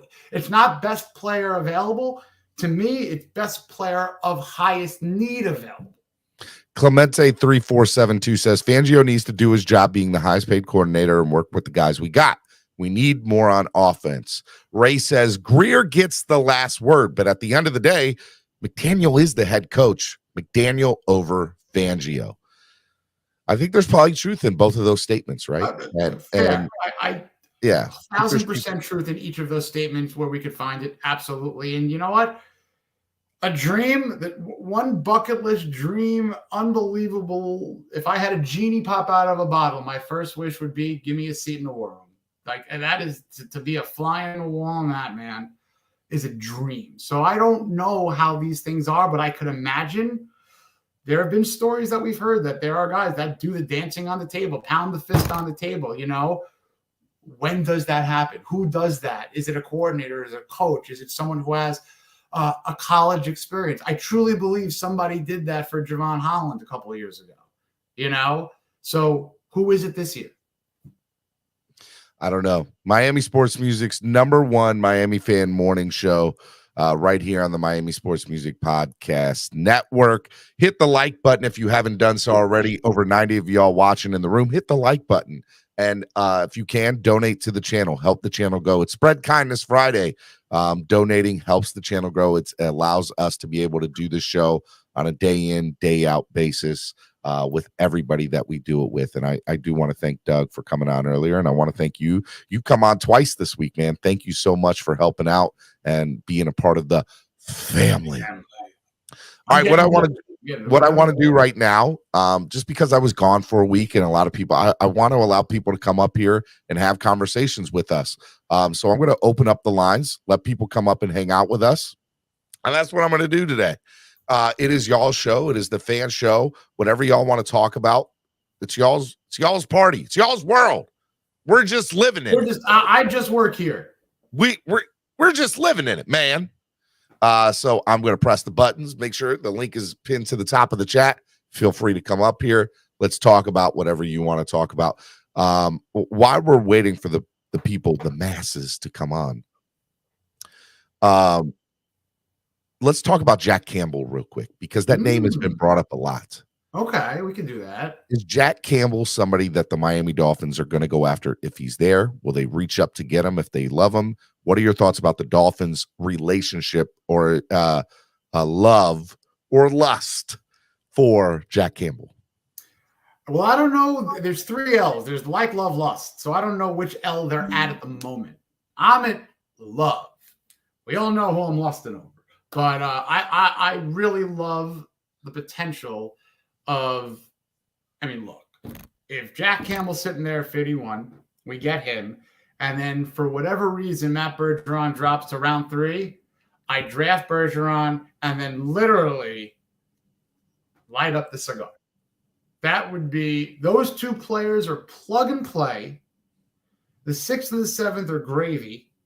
If you got Jack Campbell and Matt Bergeron with your first 2 picks, A plus, no matter what we do with the other 2 picks. I would say you jump into the 3rd, 4th, or 5th round via player trade then. I say you're not done.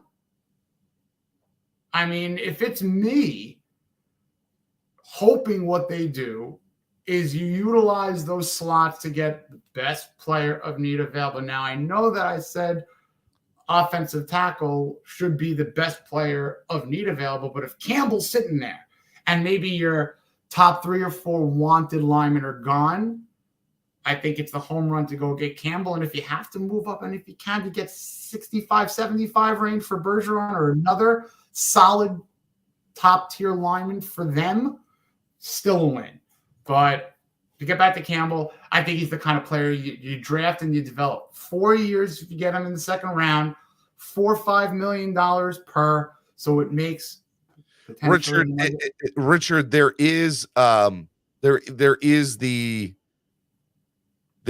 theory, a working theory. I was trying to figure out the phrase to use. There's a working theory that he's going to drop to the 2nd round, and it'll be a high 2nd round pick. Mm-hmm. He's going to drop out of the 1st round. Now, he's good enough to be a mid 1st round pick. Nobody's denying that. But there's a huge consensus that are saying he's going to drop to the 2nd. And if he's there, I got to think the Dolphins are considering it, because he would be such a great addition to this roster. I would agree. Now, the problem is draft assets. They do not have them to move up substantially. So if you're going from 51 to 33, if you want to do that trade where you're opening up the second round, that's essentially a first round pick, kinda. So you can't trade the 51 and your 6th and 7th for it. You need higher assets, and to me that says player.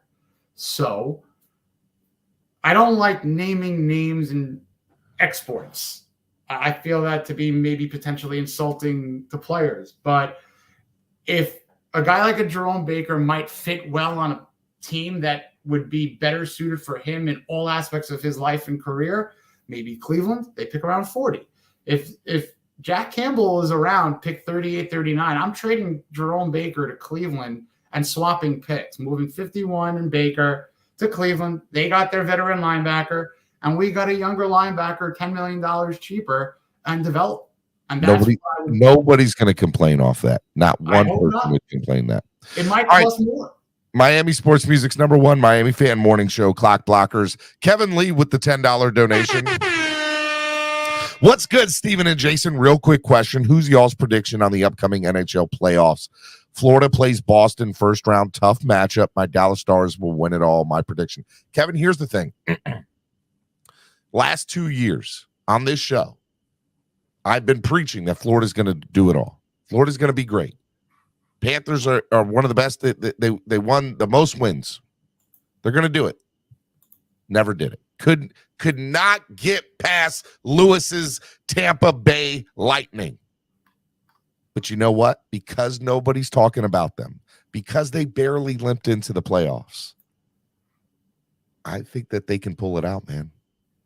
If they were the favorites and couldn't do it last year, now they're not the favorites. Let's surprise the world. That's my theory. As long as they beat Boston, I really don't care. And I really want them to beat Tampa Bay because I hate Tampa Bay. And I love you, Lewis, but I really don't want to see the Lightning win again. I'm over the Lightning winning, okay? I want to see the championship somewhere else. Nobody wants to see Tampa Bay win anything. Although I do like the Tampa Bay Rays right now, and I do want to see them win game number 14 and break Major League Baseball history. It will be awesome. All right, first game. First guest. I believe this is Mr. Action Man himself. Is this Rashad? What's up, my guy? You have been the top of the conversation this morning, bud. I missed that part. I joined the show and somebody with feet. Well, Trucker Sean had a foot. Trucker Sean had his foot. I'm mad that he changed it back. He should have left it on for at least the whole show. But he didn't want to make you feel bad, I think. But I knew you won't feel bad. You're taking this all in good fun and good stride. For those of you who don't know, yesterday, because there's people that don't listen to Twitter and are like, what are you guys talking about? Feet fetish? What? Rashad has a phobia of feet, okay? I'm putting it out there. Rashad's not mad. He put himself out there to it yesterday on the Twitter space, okay? Rashad has a foot fetish and is in, where were you, Puerto Rico? Is that where you're at? Y'all have a foot Puerto fetish, Rico. No. Talking about Puerto Ricans' feet while he's in the pool and how God deathly afraid of them they are. And so then it kind of manifested itself from there. We went from there to I now have started a Miami Dolphins foot thing on feetpicks.com, I think it is. Paying $9 a month to have Miami Dolphins fans feet on feet, whatever this is. And by the way, I'm at over 200 views, just so you know, Rashad. I hope you're making some money. I don't know. I'm still trying to figure out how like the money part works. At least $9 so far. Somebody subscribe. Just give me the $10 and I'll be good. Okay, but yeah, right. At least enough money to get a pedicure. I know, right? The title of my little thing on it is called Feet with a PH, PHEET, Finn's Feet Finder.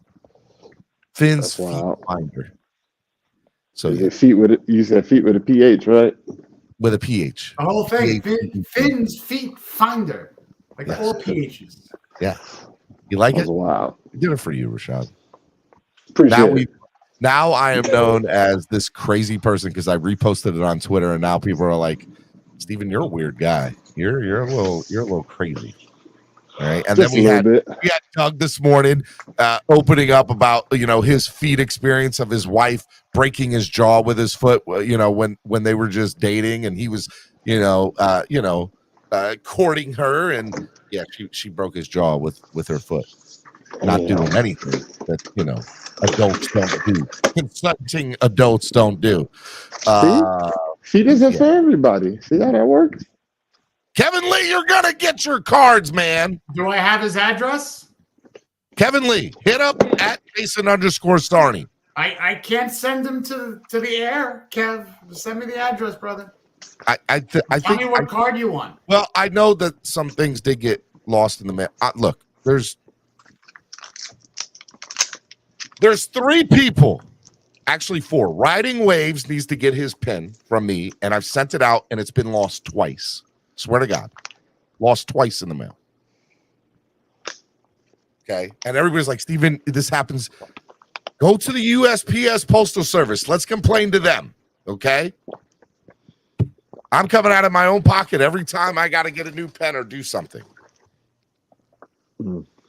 Anyways, you're gonna get your stuff, I promise. Kevin Lee, just re-up with Jason just to make sure everything's good. Finn Daddy Big Dougie B says USPS is the worst. I know, it's making me look bad. Riding Waves was on his Twitch getting at me saying Steven didn't send me anything. He's a liar. Riding Waves and I are cool now. I explained to him what happened, and it's a whole thing. I love you, Riding Waves. Anyways, okay. All right, let's bring on somebody else. Rasta, what's up, man? Oh, you talking to me? Yeah, is it Raster? Rasta? Yeah, Racer. Raster. Yes, sir. I like that name. That's a good name. I've never heard that before. I like Raster. Thanks a lot, bro. Appreciate What's you. up, man? Where are you calling from? I'm calling from Miami. Miami, man. Are you good down there? Have you been swimming? Yeah. Oh, man. Jet skiing and everything. Man, you got your socks all on. that rain down there. You doing good? You're safe, though? That's You're all all that right, matters. bro. As long as you're safe, man. Yeah, man. Safe, brother. I'm safe. Hey, but I want to talk about this running back situation down here in Miami, right? Mm-hmm. Okay, so we got Mostert, we got Wilson, we got Gavin, we got the other guy. And I know a lot of people on this bandwagon that try to get Dalvin Cook or Derrick Henry, right? Mm-hmm. My thing is, if we're doing running back by committee, right? 3 running backs, one maybe get 15, another one 10, another one maybe get 3 or 4 or 5 carries. Why do we need a running back that's going to command at least $10 million a year or more, like Dalvin Cook and Derrick Henry, when we can get somebody like Zach Charbonnet or That's another a hell running of a point. That's a hell All of a right, point. so here's I'm not saying I agree with this. This is the counter argument to that theory, okay? Okay. I could spend $4 million, $5 million, I think is what it is, for a total of 4 running backs that equal the productivity. Maybe not quite the full productivity, but we're talking 90% of the productivity compared to what Derrick Henry or Dalvin Cook do. And if one of them get hurt, I can plug and play. If Dalvin Cook or Derrick Henry gets hurt, who's replacing them? Nobody. And how much money's out the window? $20 million, $15 million, whatever you're going to pay them, some stupid amount of money. Exactly. And that's my attitude. So if we're doing running back by committee, as far as I'm concerned, Dalvin Cook and Derrick Henry is a no-go. Plus, you got to look at their age, right? Mm-hmm. You got one guy 27, the other guy's 29. And then when you think about running backs, they have a very short shelf life. They can do 1,200 one year and drop down to 700 the next year, averaging 3.8 yards a carry. That's the running back in the NFL. I remember my guy from Seattle, Sean. Forgot his last name. Sean Alexander. Sean Alexander. The previous year, he had 1,700 yards, right? They re-upped his contract. Dude dropped down to like about 700, 800 the next year and wasn't the same, right? but he got his money, which is good. I'm glad the brother got his money, but then at the end of the day, after he got his money, his production fell off. So for me, that's something that I want to avoid with the Dolphins. Go ahead. But to be fair, all right, again, I'm going to counter this argument, and I'm going to go to the other side, okay? Flip-flopper himself here. To the other side of that is with Dalvin Cook and Derrick Henry or Saquon Barkley. They have a history of being productive over a long tenured period of time. Sean Alexander, when he did that, he had 1 or 2 good seasons. Those are the three guys. MVP. But when he re-upped with that first contract after that big year, he hadn't had a big year like that yet. He was good. Don't get it twisted, but he hadn't had that big a year yet. I can remember off the top of my head. If somebody can feel free to correct me on that, but I'm pretty sure there's a little bit of difference with that, because if you're going to pay Dalvin Cook or Derrick Henry, you're paying for what they did in the past as well as what they could possibly be before you in the future, right? And so that's the counter argument. Sean Alexander was never Dalvin Cook. He was never Derrick Henry. Right. Sean Alexander, I think, had 1 great year. Like 1,700 yards. 2 or 3 mediocre ones. And the Okay. rest, All right, so hold up. This is what he had. 1,300 yards, 14 touchdowns, right? Second year in the league. Third year in the league, 1,100 yards, 1,175 yards. Alexander, 16 touchdowns. 1,435 yards, 14 touchdowns. 1,700 yards. all right, I stand corrected. My theory has been you proved your point. He had 5 seasons with over 1,000 yards. I stand corrected. Never mind. I'll shut up. I won't say anything. But to be fair, and I think it is, the thought process is Sean Alexander was never on the. I don't think we ever thought of Sean Alexander. Maybe it's just me. Dalvin Cook has never been. I think of Dalvin Cook the same way I think of Derrick. Cook has never been as good as Sean Alexander. Never. Steven, I don't know, because Derrick Henry. It took Derrick Henry to become King Henry. It took a while. It took some time. All right, let me. Sean let me Alexander came out into this conversation. My brother from another mother, Shake Money. I got my man Cap for Life. I got Todd, and I got Teapot 954. Hey, the one thing hold up, Todd, before you get going, Cap. Yeah, I want first dibs. Good morning to everyone. First and foremost, good morning to Steven, Sarney, Mustache, to everybody. Listen, all right. Let me tell you something, bro. For that $10 million coming in December, do you think that would be a bargain for Derrick Henry not to touch the ball until December and do what he does best in December, which we cannot do best in December? Does that $10 million average to a Super Bowl?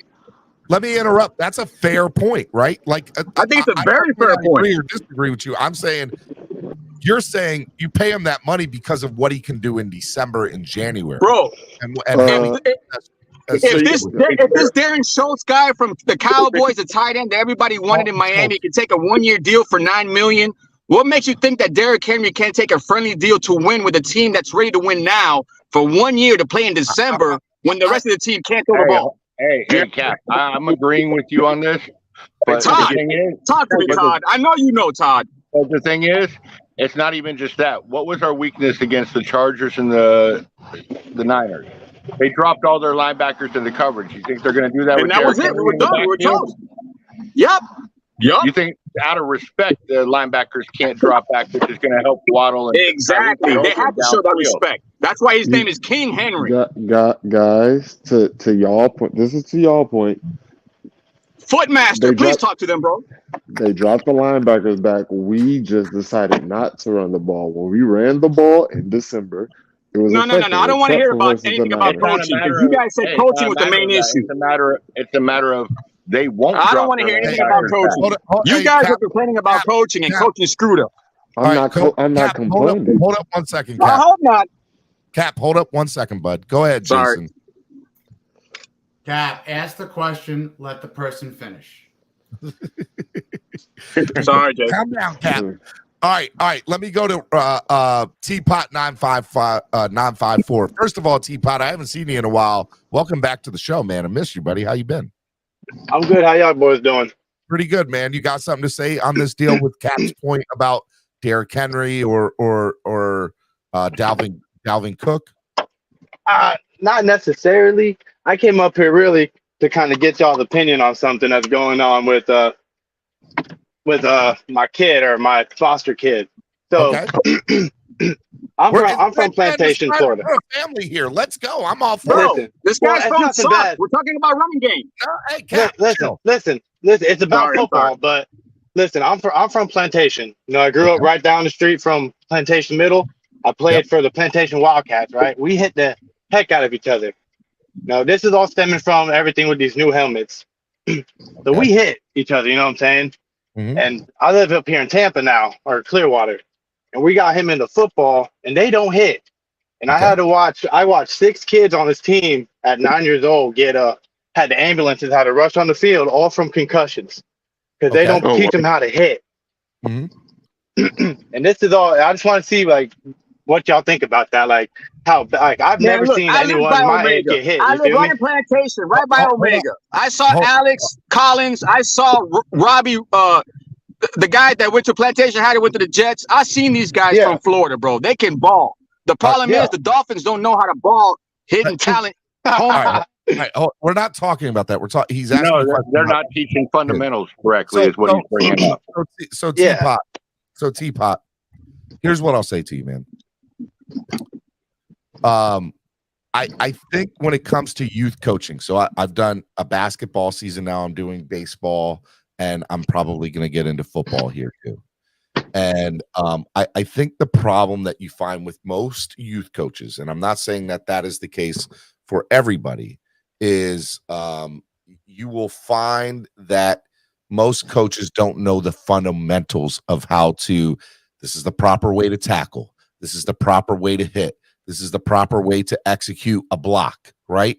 And so then you get those issues where a kid is now on a football field going full speed and doesn't know the proper way to tackle or the proper way to block or the proper way to carry a hit or accept the football. We all laugh, and I hate to bring this up, but and I don't want to get into a bigger thing, but I think it's a good point. We laugh at this whole ordeal with Tua taking jiu-jitsu. The reality of the situation is we don't know that Tua was ever properly trained on how to take a hit or proper, or anything like this. And this, man, now you're reaching, bro. Stop it. Hold on. This stems from a young youth, in youth football, right? And I'm not necessarily saying for that. I'm just saying in general, Teapot, I would say that my advice to you for your son would be if you've seen that happen, I can tell you, at least with my wife, we've had a conversation that my kids will not play tackle football till at least high school, if he wants to play. And I will also say that when they ever do play, I want to know that coach's credentials. And when I see something like that, where the kid's been hurt, if you've had 6 kids hurt on that football team in 1 year, all concussions. Something is horribly wrong with coaching, and that's my thing, because like we used to hit each other, quarterbacks, everyone hit. Can I chime in real quick? Yeah, let me chime in real quick. The problem with the problem with youth football coaching is that the coaches there, the coaches they get now is not. They don't get coaches with experience. They got the coaches with the most free time, because those coaches, you got to remember, are voluntary. They don't pay those league coaches. So you're right. Anybody who has time to coach the kids is going to be coaching the kids. So unfortunately, with Little League, you don't have too much experience when it comes to coaching because it's voluntary. They have a small class that they have to go through. Yeah, but that's not going to make you an expert coach. Class for 4 hours ain't going to make you an expert. I agree completely. I've done I-9 coaching, and they want people like crazy. All the experienced guys want to go with the people that have money. That's the fact. They're in Eastlake, and Eastlake's a very rich area. They got a lot of money in Eastlake. When I played in, hold on one second. I've been asked the twice, money, and we were hitting the hitting the hell out of each other. I've been asked twice to be a head coach now, and I want no parts of it. I'm fine being an assistant coach to my youth. I don't want to be the head coach at least yet, because this is my first year of coaching youth sports, and I don't think that I'm anywhere. And I don't think I'm educated enough on all the stuff for youth sports, and B, I don't want that pressure that if something happens to the kid, that it's on me. And fair or unfair, that's the reality of the situation. What I will tell you, once you're there, unfortunately, it's on you. What I will tell you, Teapot, is in your particular predicament, I would have a conversation with the league, man, and I would tell them I got some advice for you. You know, I've tried. But like, I feel like it's too. I feel like it's so soft now. More people are getting hurt. Like I said, I played down there. I was small, and I played. They do it by weight. They do it by age here, but they hit dummies. They don't hit each other, and then they get into a game, and they're getting hurt. That's and what I I'm just saying. feel like the coaches not having them hit. Because the experienced guys want to get the experienced players. I would tell you, I had a similar situation with my little brother. So, Steven, how you doing? Pretty good, buddy. I had a similar situation with my little brother. He's a basketball player, though. And it's funny because I ran into his coach 2 days ago. His coach allowed him to do whatever he wanted because he was that good. He didn't have to practice. They had a play called give the ball to Trey. That was the name of the play. He got to high school. He didn't know he had to be at practice. He didn't know he had to be on time to games and stuff like that. So I took it upon myself to make sure he did all these things so he can be right when the game starts. So it might take you to take a kid at the time, probably start off with your own kid. And let me interrupt real quick.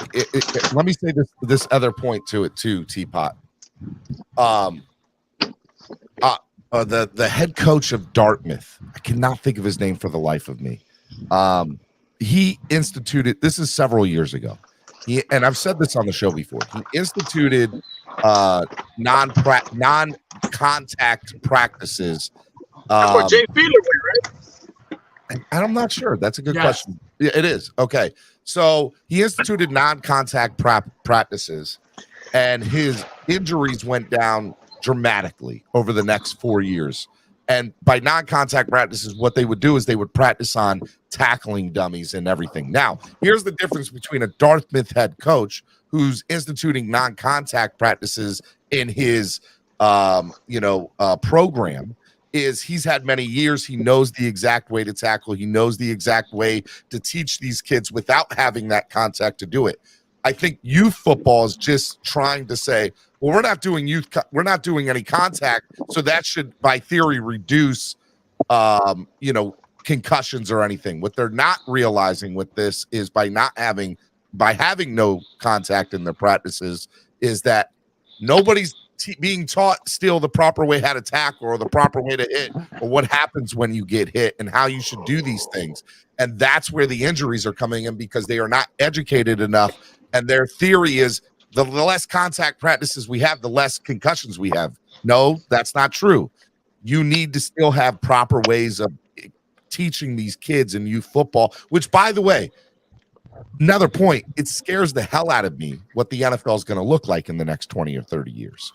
It does. It really does. If I can eject on the coaches, It's only going to compound. Yeah, blame the transfer portal. I've been a coach for little league all the way up to high school and semi, college and stuff like that. Mm-hmm. We've always had a thing with youth coaches where it's always been bad for teaching kids how to do things right, whatever sport it is. I'll use baseball because that's where I coach most of my time, and not doing practicing the right fundamentals or showing them how to do the right fundamentals. I think what United States soccer is doing is probably the best bet for all sports. Now, there's a double-edged sword with it. Now, the way soccer works is you need to have a certification. You can't just go and coach Larry, Joe, Schmo's soccer team. You need to have a certification. And the USSFL, whatever, is the ones who gives out the certifications. I think if they start doing that with every sport, it would change dramatically on how each sport is coached throughout every part of the system. But again, it's a double-edged sword. They have a hard time finding coaches now, so they're just saying, "Hey, you're a parent. Why don't you take over? You know a little bit about this sport or whatever. Why don't you take over?" You're not going to see any of that anymore. It's going to be, and you might not get coaches because It's about talent they just don't have enough evaluation. piece. Right. That's it. Coaches want talent. They're not going to want to have projects. And I believe Plain at the simple. high school level, It's too funny at that the high Cap school level, they do have to have like medical training and all that. Yeah. Right, but it's not like I have 2 coaching badges in soccer right now that I'm trying to work up to get a C license and whatever. It's but like I said, in baseball, I played baseball when I was a kid. I played baseball all the way up through high school, and I was a top athlete, pitcher and shortstop. But my skill set when I watching these kids, I had a bunch of kids that were just not good at baseball because all the good kids are being poached by AAU teams, and so I have to actually teach kids that have been playing their whole life, but they're not very good athletes or very good players, on how to do things that they should have learned from at the age of 5 or 6. And there's 16 and 17-year-old kids, and that's the same way through every sport. Is the same way. So teaching kids how to fall, teaching kids how to hit, teaching kids how to even catch a ball correctly is it's so bad in the youth level that it affects the older kids too. I'll tell you right. this. I'll tell you this, and then I want to kind of change the topic and get back to Dolphins talk. I'm the assistant coach to my daughter's baseball team, and there's 6 through 8, and my daughter's 7. And all the teams practice. There's one big field, and there's 4 different baseball fields on this one field. So at the end of practice every night, all the coaches kind of get together in the same parking lot. And last night we were all talking, and we were talking about the kids pitching, and that they're only going to pitch 1 or 2 innings, and there's only going to be 4 or 5 innings, and games are on Tuesday and Thursday nights, and all this. But we start talking about the what is most important here, and the guy who's like the assistant commissioner of the league is one of the coaches for the 6 through 8, and he's like, look, what I tried to do is I know for me, my son is 6, so I have all new kids with me. Right? I don't care about winning. I care about getting these kids to learn the game, so that as my son grows up with these kids, they're all kind of on the same thing. And I appreciated that. I thought that was great. When he's 8 years old, they're going to be the best team in that league then. But I thought it was great from that standpoint. And he said what I tried to do with the other 3 teams was make it a mixture of young and older, and then with the 4th team, it was somebody who had been coaching since his son was 6 years old, and now that he's 8, those kids are all the same. So in that particular scenario, I feel like the 4 teams that are 6 through 8 with my daughter's baseball team, I feel like it's being handled the right way. Everybody's there for one reason, and that's to get these kids to learn the game. And I feel like that's, and obviously we say it's cliche, but we just want them to have a good time. No, we want them to learn the proper way to play the game and do those things. And I think that needs to be everything in this particular conversation and scenario. You're absolutely right, Stephen D. So can I say one thing about that? And because I actually came up to say something about Derrick Henry. But let's go ahead and talk about you say your real quick, just really quick though. What my concern is what you were saying about the future of football, because we're handling. Unfortunately, I'm not going to go down the road. People can infer whatever they want from what I'm about to say, so we don't have to go down that road. But it's much like how we handle. We're handling it much how we handle another issue that's very similar in the regard that. And we're throwing out educating people in favor of prohibition. So instead of teaching people how to tackle properly and how to keep yourself safe, and saying, let's say, okay, fine, we have a tough time when a helicopter's got to come down on a field, But if that happens once and everybody's educated because everybody's educated, instead we're throwing out that education, trying to prohibit basically the tackling. And what happens is without that fundamental education, you are going to see increases in helicopters on the field because those kids are dropping their heads and they're going to get their necks broken. You know what I mean? That's just the way it is. You're right. You know, Teapot, I appreciate you bringing that up. I don't, we don't always get into conversations like that, but I think they're good to have, and if you ever want to, have a conversation like that, hit me up DM and maybe we can make it a topic for a specific show one day, youth sports and how it's kind of viewed. I think that'd be a great show to have one day. So thank you for bringing that up. Now, Color, what were you going to say about Derrick Henry? Let's bring it back to the pro stuff. Tell me what you were saying about it in chat, but it just seems to me fairly simple. Like, I know everybody's like, oh, you can't just guarantee, nothing's guaranteed, Color. But look, Derrick Henry basically all but guarantees you a touchdown inside the 10-yard line. However, that's got to be manufactured because of his presence, because of his ability, whatever it is. Okay. And that has to translate, you would imagine, to at least 2 wins on the season. So you've got to just ask yourself, is it that we need a running back? Is it that we're paying for this guy or whatever? No, you're paying for the 99% guarantee that you're going to score inside the 10-yard line. That's what you're paying for. So as a fan or as a GM or whoever you think you are, you've got to evaluate it based on that. That's your value. How much is that worth for you? I got a question. We're talking about if we get a center in the draft instead of a guard. Do you take a chance on Voorhees in like the 7th round or undrafted free agent since he's torn his ACL? For possibly if Williams plays the year and we don't re-up him at guard, if we move him over to guard.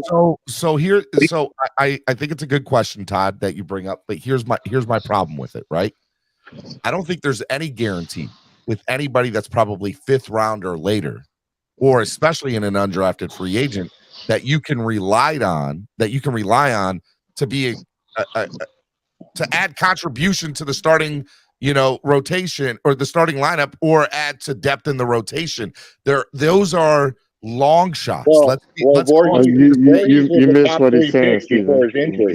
Voorhees was. I know who he is, but there's look. Let's again, a spade is a spade, right? He's saying down the line. If he was somebody that you thought could injuries, I get. And by the way, our GM is known to draft and sign people with injured past. We know that for a fact. What I will say is, from a standpoint, even if that player is drafted in the 7th round or 6th round, the last thing you want to do is rely on them to have it is a low risk, high reward, but you're hoping, you're not counting. Right. And I understand it, but that's why I'm saying he could sit a year. And if we don't re-up Williams, I was just asking. I wanted to know from Sarney what he thought of him before the injury. Sarney, what do you think of Voorhees? Of who? Connor Williams? No, of Voorhees, the guy who injured his ACL, the guard from USC. Oh, I mean, look, I can't speak to how he is post-injury or how he's going to be, but Greer does have a history of trying to maybe. How good was he? Is what I'm asking before the injury. Say again? I'm asking how good was he before the injury, in your opinion? I'm not as familiar with him as you, to be honest with you. I can't speak. Jason, would you put Williams back at guard, Jason, or would you keep him at center, Jason? We did a mock last night draft that it's gonna be released this afternoon, but I believe he fell like all the way to the 6th in our mock draft.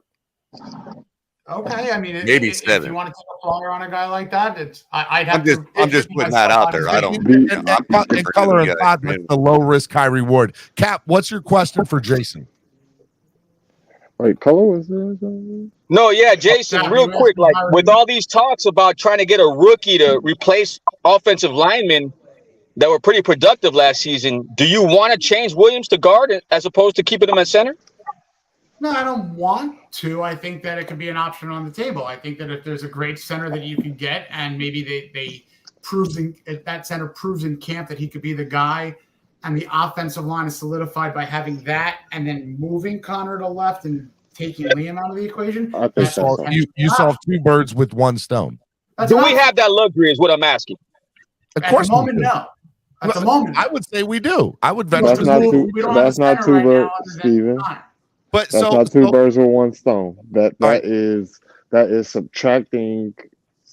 What Connor Williams was a better center than a left guard. But I think Steven, it's not addition. It's settling in a sense. This is a tough one to debate, bro. It's a very tough one to debate. Let's use an example. We had Doug on earlier in the show, and we brought up Juice Struggs. So let's just throw in Juice Struggs as your sixth round from Penn State, who I love, by the way, who's going to be a day 3 pick. Let's say hypothetically they take the flyer on him in the 6th round, and he just comes into camp a man on a mission, and he wins that job, and then Connor Williams says, "All right, Jimmy Crack Corn, I don't care. I'll just play my natural position, and I'll have the luxury of not having to worry about snaps." And then he'll focus on that. What I think Steven means is that now you're in a potential situation where you have left to right 4 spots potentially solidified in left tackle with Tehran, left guard with potentially Connor Williams, center with potentially rookie wins the job, and then Robert Hunt. And then pray to God, right tackle, whomever. Hey, I agree with you. I agree with you. The guy from Syracuse. What I'm trying to say is, what I'm trying to say is, why not approach the draft looking for a guard instead of center? Since Connor Williams was actually a Rashad, you want more projects? It's not a anything that you draft is still a project. If I draft a center, that's a project. If I draft a guard, that's a project. Connor Williams was a project that worked out. And especially a day 2 or day 3 guy, Rashad, right? Like, especially in those games. Exactly. He was a better center than he was a left guard. That's what a lot of people aren't acknowledging. And we're just saying, let's move him back to his regular position. By the way, I'm not necessarily saying that, Rashad. Not you. I'm just saying everybody who's in a rush to move him back. My position on center has always been that guy right there's decision. I honestly believe that the dude with the stash is the guy that makes the decision when it comes to center, because he's got to take a snap from. He's the one that has to put his hands up on a guy's nutsack every play. Comfort zone. Yes. You know what I mean, I know I'm joking, but let's be real. I've never been a fan of disrupting that continuity. Well, we had him out there in training camp last year, after practice, working with Connor Williams to fix issues they were having. I mean, these guys should be tied. Tua and Connor in the center should be tied together at the hip. They should be one unit. Can I? And I'm just not a fan of disrupting that continuity. Go ahead, Steven. Can I debate you on that a little bit? Let me bring this up. My mind's open to be changed. I'm not, Okay. We all so cook with me, yes or no answers, and let me get in here. We all agree that Connor Williams played a above average, I would venture to say really good center last year, right? I'd say yeah. Okay. I agree. Progressed throughout the year towards what we saw in Buffalo second game. He got better as the year go along. Yeah, agree. Okay. Yes. And we would say that his blocking ability is top notch. Also, more or less, 100%. I agree. Yes, 100%. I agree. That man doesn't move. I would say a majority of us would say yes. I won't say all of us, but I'll say a majority of us would agree with that. What we can also say is that when that man snapped from the shotgun position, we all held our breath every time. Every time. So I'm not saying that was just you, Steven. No, it was definitely not just me. It was definitely not just me. It did not bite us in the butt, but when a sport is milliseconds that could make a difference. That's what I was gonna say. Between the handoff and running back, that snap has to be there for that timing to be perfect. And let me finish because I'm not done yet. So if that's the case, and knowing this, and knowing that guard is technically his natural position, and knowing that his blocking ability is some of the best in the business, and I love it, right? And I understand his issues that he had at guard. I get it's top 10, Steven. I'm not saying that it's not. What I am telling you is that when you get into these late rounds, you go best player available, right? And if you know you need assets on the offensive line, and the best player available is a center, I think you take him because you can move Connor over to guard if that center outplay or shows that he can start as an NFL center. I want it all jamming to his fingers. Add depth to your offensive line. That's all it does. Only reason I'm not okay with that, Steven, is because we knew Dieter could play center, and yet he's still backed up. If I'm correct, everybody here had Dieter as the starting center. That's what we assume. That's what we assume. But Steven, with Connor Williams at center, Tua sacked only 20 times, and we averaged 4.9 yards a carry. Now, say you swap the center, it could be an upgrade. If it's an upgrade, it is what it is. I'm not saying it. You swap Peter from guard to center, from center to guard. That's the same process, but Williams was better. And by the way, I will say this. I will say Connor Williams was the best center, all-pro center after the snap. What happened before the snap is why he wasn't an all-pro this year. That's true. Exactly. That's true. You can say that. Yeah, I'm not going to argue that. Because the man can block his ass off. Well, he can, and he's not a natural center. There's that, to Jason's point, there's that millisecond thought, that hesitation, because he's not necessarily 100% confident in himself. Now, I've heard Color make this point a million times on different platforms. As you grow, as you get more into the league or your playing time, that's with anything. That's baseball, basketball, soccer, football. You tend to get more comfortable as you go along. And I'm the one sitting up here saying, guys, why are we not thinking that, hey, Tua's got, the playbook from year 2. He's not having to learn a new playbook. He's not having to learn a new position. He's not having to learn new wide receivers or new running backs. This should all be taken to effect. I, as somebody who's been critical of Connor Williams as far as center, and I think he could play guard, I should have that same thought process too about him. Why isn't it? Yeah, but I'm not going to equivalate all what you're saying into the offensive line being the problem. Okay, Steven. So the video. I'm trying to grow. I'm trying to get better with what I'm saying. Well, the video of Connor Williams, but I'm not going to blame the O-line in his backyard with his personal little net where he's snapping shotguns into over and over again. That'll be out on Twitter fairly soon. Well, something what doesn't make sense to me? His center is one of the hitting little bullseyes like behind his ass. One of the more important. You're right. Everybody except Noah. I have no faith in Noah. That is true. That is 100% true. Hey, Steven, you know what doesn't make sense to me? His center is one of the most important positions. You have no faith in him. On the O-line, because he makes the play call. Stephen Daniels, House of Feet, says, I don't like giving credit to any dirty Cardinals fan, but Color's the only one talking any sense up here. I wonder if that's JM, man. Is that JM? I feel like it's Noob. Oh, that's a baseball shot, Color. Could be Crypto, too. Crypto's a Cubs fan. Fired. Oh, man. Miami Sports Music's #1 Miami fan morning show. Clock Blockers right here on the Miami Sports Music Podcast Network. We decided to kick up the panel. If you guys missed earlier in the show, the touchdown with Doug Smith was on. We talked draft picks. We talked players. We got into a lot of good Dolphins content. Make sure you guys go back, rewatch it. I do think Doug Smith for something. Huh? I do think Doug Smith for something big time on that. Because I did know about the Willis from Oklahoma. I always thought he was just a receiver.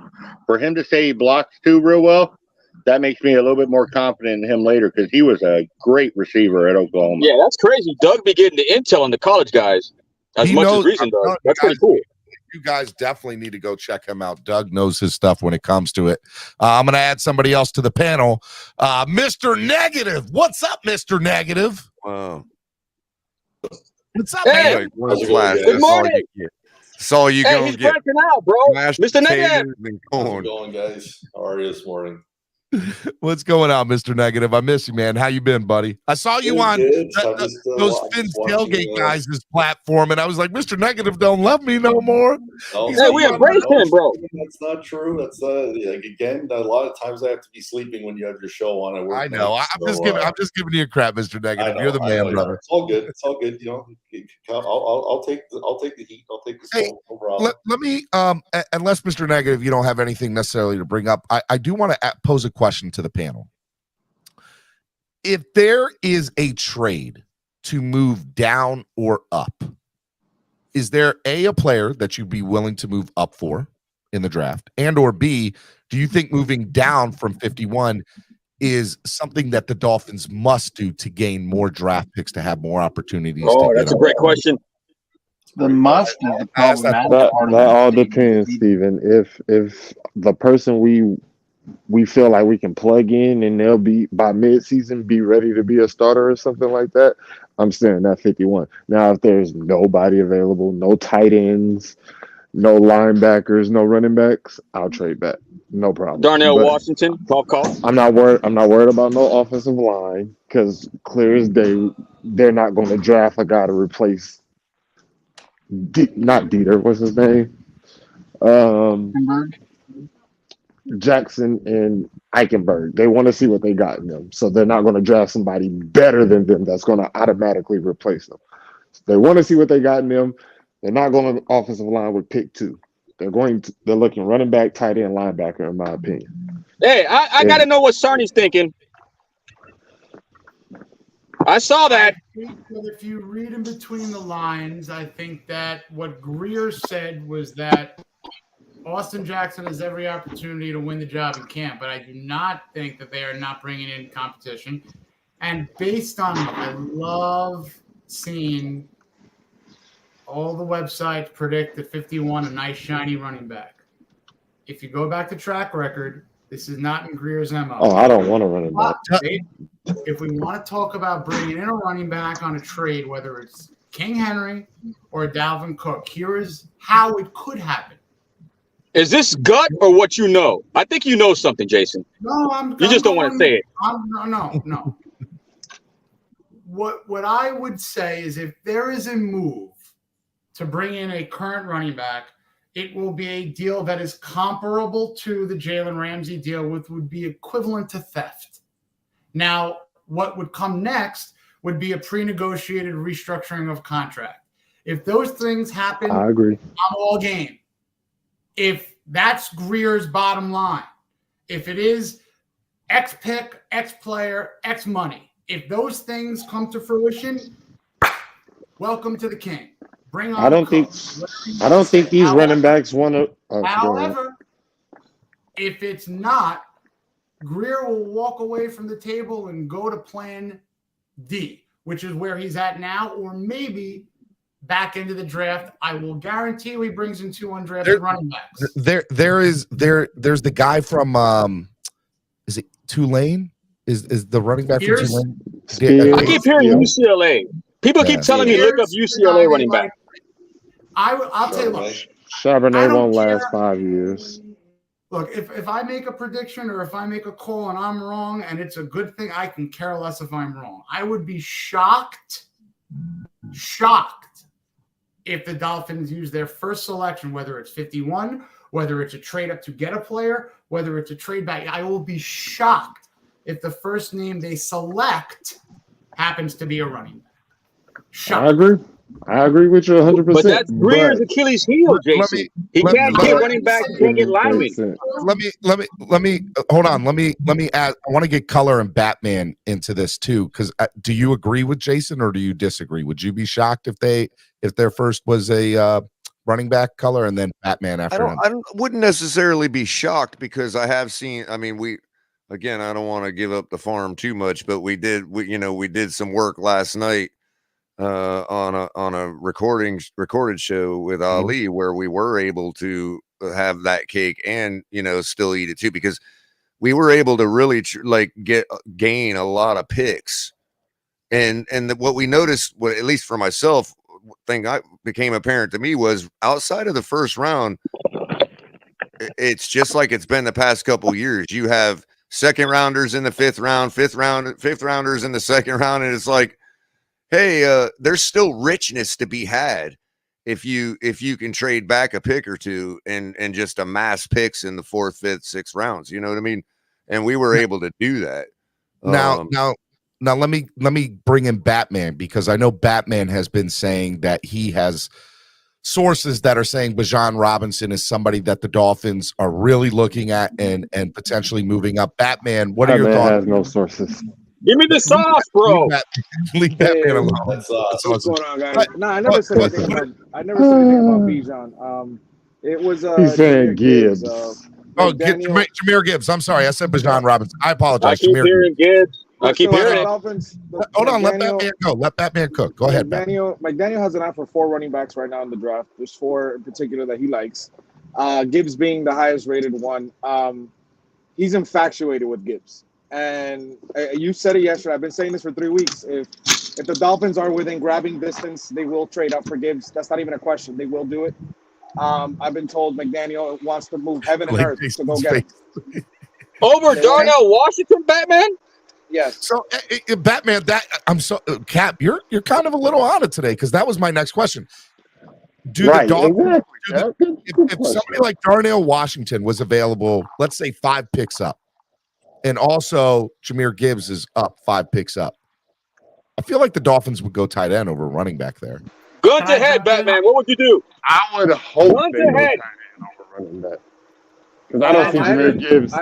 I understand that we're infatuated with Washington. I mean, I think Washington is going to go in the 1st round. I know one of these teams. I was just saying as a scenario, if they were both available in 5 or 6 picks up. Gun to head, Batman. I'm taking Gibbs. I'm taking Gibbs. He would be your day one. I think I just figured out who Stephen Daniels. The reason I don't take Gibbs is because Darnell's a starter. That's who you would take, Batman. I'm asking you what you think the Dolphins would. Better be a starter day 1. The Dolphins are going to take Gibbs. Like I'm telling you right now. Like wow, McDaniel's infatuated with Gibbs. He would move heaven on earth. And again, a lot of people forget heaven on earth. Last year in the draft, McDaniel. Batman. God now, Batman, on the line. You put a lot of credibility. Let Batman finish. Calm down, guys. Last year, McDaniel had a running back in mind in the 4th round. When that running back went, he went and they got Eazy-E. Now, that being said, McDaniel has an eye for 4 running backs. I'm not saying that the Dolphins are going to trade, everything they have to go get Gibbs. Again, he has to be within grabbing distance. It ain't going to be more than, like you said yesterday, more than 10 You said heaven on earth. That sounds like a lot. Right, but they're not going to trade future, like heavy future capital to go get him. I mean, I'm not so sure they'll have to, Batman. I would be very happy if we got Gibbs. I think the Dolphins will draft Gibbs. I like the tight end position. I like, Porter. I like Washington. I love these guys. I think these guys would be amazing on this team. But if I'm the Dolphins, I'm getting Gibbs. And if what I think the Dolphins are going to do, they're going to go after Gibbs. Worse, if Gibbs is not available, they're going to go offensive lineman. They will go offensive lineman. So why would you go after Gibbs as opposed to going after King Henry? Draft capital? My list. Trade on the tires. I'm saying draft capital, is that important to have proven over project? So hold on. Hold on, Cap. Yeah, I'll let Reister, you go after me, and then Von Joe. Cap, let me just answer your question real quick. You asked 2 questions. You said, is draft capital more important than whatever, right? Draft picks more important, and why wouldn't you go after Henry? So proven over project. Hold on. Let me answer your questions. All right. Question A to your answer is Jahmyr Gibbs in that scenario costs significantly cheaper, and you wouldn't have to give up nearly as much as you would have to give to go get Derrick Henry. That's your first answer. Because it's a project. No, Jahmyr Gibbs is not necessarily a project. That man's going to start day 1. So what are we arguing about? Hold on. The second question you asked, Cap, was what was the second? It had to do, remind me here. I lost my train of thought for a second because I keep on having it. Cap. I got short term. You're better off than me. I'm trying to remember what I said. Does anybody else know? Help me out. You were talking about Gibbs. I don't even know what my last thought was, We're man. talking about Gibbs and Can't we're keep talking about track of Gibbs your- and Henry. Henry costs more, and Gibbs. We got you're 10 saying guys he'll right start here, day and all one. 10 of you know we need a running back. I can see by the body language from all of y'all. Even if you're cammed up, I can see the body language. All right, Stop. You gotta pay Henry. I'm gonna let Reister go because I can't even remember what I was saying. Cap, calm down. Stop it. All right. Reister, go ahead. Sorry. So my thing is this. I want to go back to the whole thing with Derrick Henry, right? And I think a lot of times we forget that Derrick Henry is 29 years old, right? So he's almost on the wrong end of 30. Then another thing you got to take a look at is I want to debate that guy. That guy I want to debate. I'm not done, bro. I'm not done, bro. Let him finish, man. All right. And another thing you have to take a look at is the fact that Derrick Henry almost had 400 carries last year. And anytime a running back has that many carries, the next year they get hurt. Like, bro, they had nobody. I'm not done. Those 13 touchdowns were almost in December. Let's be respectful. I'm just removing you for a second. Somebody Let him talk. I'm leaving you in the back. I'm gonna bring you back up when he's done. Calm down. Go ahead. Right. Thank you, Steven. I appreciate that, bro. And I love Cap, but just calm down.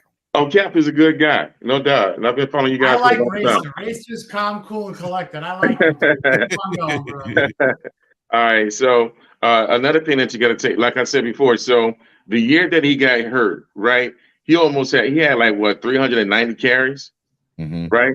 It was something ridiculous. Yeah, something almost 400 carries. Anytime a running back has that many carries, the next year they get hurt. So he had like 380 last year, right? He had 1,500 yards. He had a great season, right?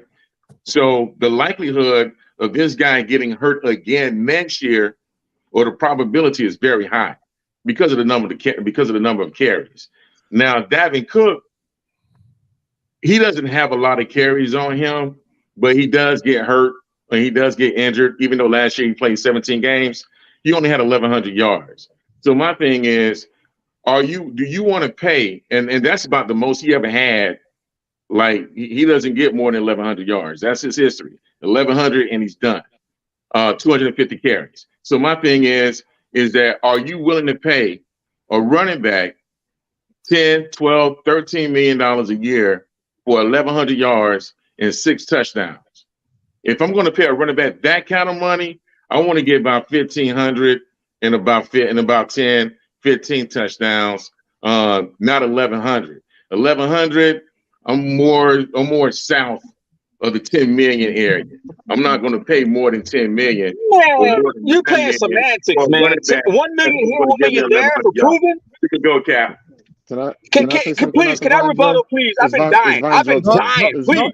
Go ahead, Cap. It's Joe. Hold on. I'll be quick. I got 2 minutes. I understand what he's saying. And sir, what is your name again? Because I got my phone is on live support, man. What is your name again?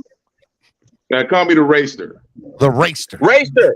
Listen, Racer, bro. I know you have great intentions, and I get this. Bro, I get this. But we've been doing this game forever. Lamar Miller, Kenyon Drake.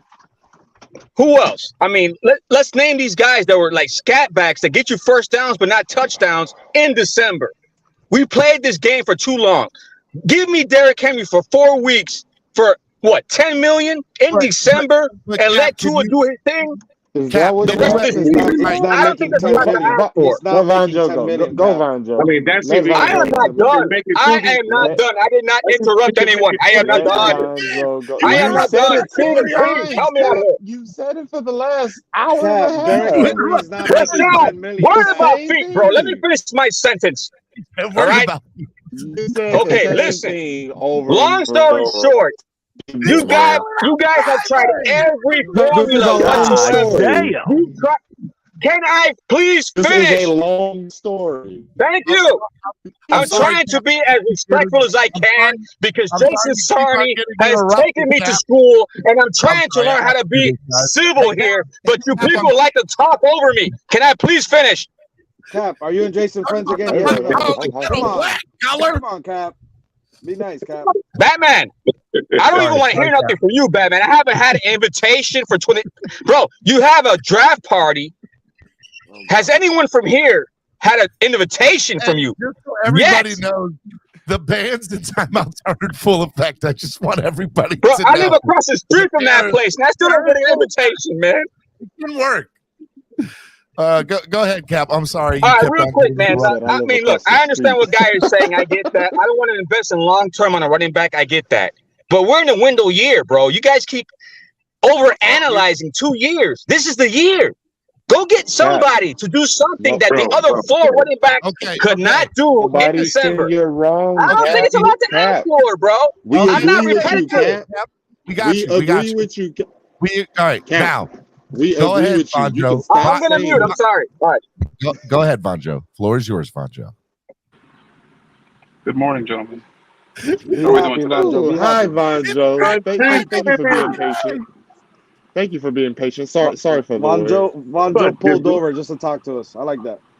No, I'm picking up my kids. It's a hell of a mustache. We're BJ. back to so we're back to this. Thank you, sir. But we're back to this running back thing. We're back to. Hey, let's go get a running back. Okay, let's go draft a running back high. Okay. No, So don't we're do back this, to- BJ. Don't do it. I know where you're going, BJ. Don't do it. You. I'm not gonna get mad. Is there a swear please jar stop. today? Cap, There is a please swear stop being. jar. Cap, Steve, please stop. He's doing it on purpose. I know you're being a hypocrite right now, Cap. So please stop. That was the first time I've ever seen Mad. I'm sorry. I'm sorry. Go, BJ. I'm sorry. I'm sorry. Also known as Spawn Joe, but go ahead. So we're back to not paying attention to our initial issue that we cried about all last year, and that's fortifying our trenches. All right? Mm-hmm. Let's go get a shiny running back. Okay, cool. Because we're going to need him in the playoffs. We're going to need him in December. Derrick Henry. What round? Oh, he made it to the Super Bowl, right? He got a ring? He does not. He does not have a Okay. Yeah. Gotta get. Oh, Dalvin Cook. Oh, he got a ring, right? No, Delvin Cook does not have a ring, sir. No. He doesn't. Hold on, because you guys are sure. Hold on, I'm pretty sure if I look somewhere in here, all these premier running backs, maybe in my glove compartment. It's under your seat, Vonjo. No, It's underneath the seat, man. It's under the seat, Vonjo. Hey, you don't say that. But hold on. Vonjo, look under the seat. That in your This glove. is Vonjo's fake Looking in the trunk, Vonjo. Go look in the trunk. Hold on. I It's gotta put on my underneath the hair spare blocker. tire. I found some sunglasses because it's so bright outside. Because there was a 7th round pick that got a Super Bowl ring, right? Yes, Andy Reid, you're right. Andy Reid, 7th round pick. A 7th round pick. Hey, Again, where'd you get those glasses? back is no longer needed in a passing league. Stop. Wait a Stop minute, it, please. bro. You're talking about a team that has Pat Mahomes as the quarterback. We don't have I got nothing, bro. I got nothing. And arguably the best coach in football too. Okay. Without Pat Mahomes. Okay, the year before Don't that. say we'll chalk it up for the next 20 year years. Then before we're that, gonna check in. Who was the running back Super Bowl? Oh, running back the year Crypto's here before too. I'll help you. Go I'll ahead. help you, Vonjo. That last actual one was Marshawn Lynch. No. I beg to differ a little bit. The last star running back that was in the Super Bowl was Todd Gurley. Okay. But we're saying Super Bowl winning because that's what we're here That's for. still long. Are we just here to go? You want to win the Super Bowl? Are we here to go just sit there and fiddle our thumbs in the playoffs? What are we talking about? Please, guys, please stop. Let's focus and fix our trenches. Please. We've been trying to fix these trenches for 10 plus years now, and it's been absolutely abysmal for the past 10 plus years. But every time, spitting facts. Every time we sit here and we see a new shiny toy, like a fan base in our front office, let's go get the shiny toy and neglect I want my our toys, needs. Vonjo. You stripping me of my toys. Bro, it's shiny. The rubber duckies. Shiny The rubber toy to duckies. It's shiny, bro. How about the rubber duckies? Hold up. Let Jason. That's the true shiny toy color. Hold on, Crypto. Let Jason go. Let Jason You're go. gonna like this. One mic. Go ahead. Go, Jason. My favorite minute and 30 seconds of Vonjo's tenure.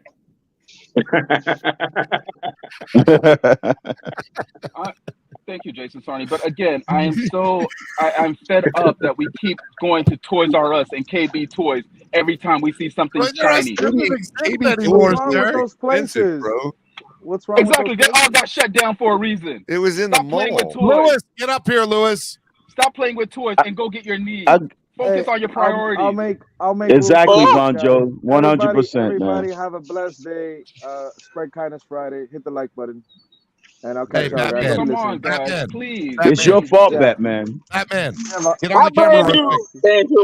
So Von Joe wants us to Batman, buy get our on camera toys one like second. sharper image or something.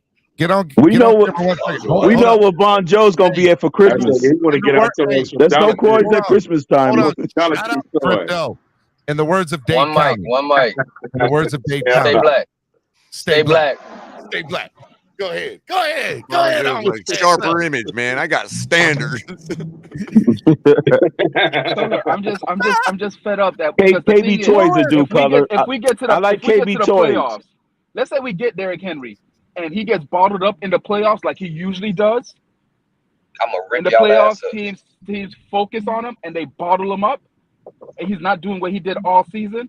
Oh, Hey, we need to get you the don't say O-line that. fixed. Oh my Okay? God, we didn't No, get the no, no, O-line no. fixed. Hey, We didn't get the O-line Cap, fixed. Cap, That's stop exactly what we're yelling, gonna sit here bro. and start crying. We're Okay, gonna start Hey, crying DC, again. hey, go get a coffee, Can I bro. If just you don't like get my to that yelling, all right? particular Listen, point bro, right in there? Bro, like December, everybody talking with their regular voice and you Can I yelling, just bro. get DC, Like, to go that get a goddamn. particular decaf, point all right right? there, Stephen D? Young blood. I don't drink What? coffee. That's probably your That problem. All right, particular go get point an right iced there. tea. Listen. I'm Can't not hear so you. sure that our offense would be Nigga running Cap act like we through can't hear Derrick him Henry talking what we're regular. talking about here, and this is sort of parlaying a little bit to what I would have said to Racer, is that those 6 touchdowns you're talking about, you're adding on top of a team Lewis.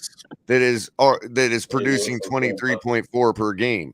You know what I mean? So what I'm saying, and to the same with Von Joe, is it's not as if our offense is going to be running through Derrick Henry, but to have that asset inside the 10-yard line with the West Coast offense we are running, it's not as if he's going to be the only running back in our room. So I'd imagine, like, to me, it's about imagining a running back with his capability on a team where that capability is not necessarily needed.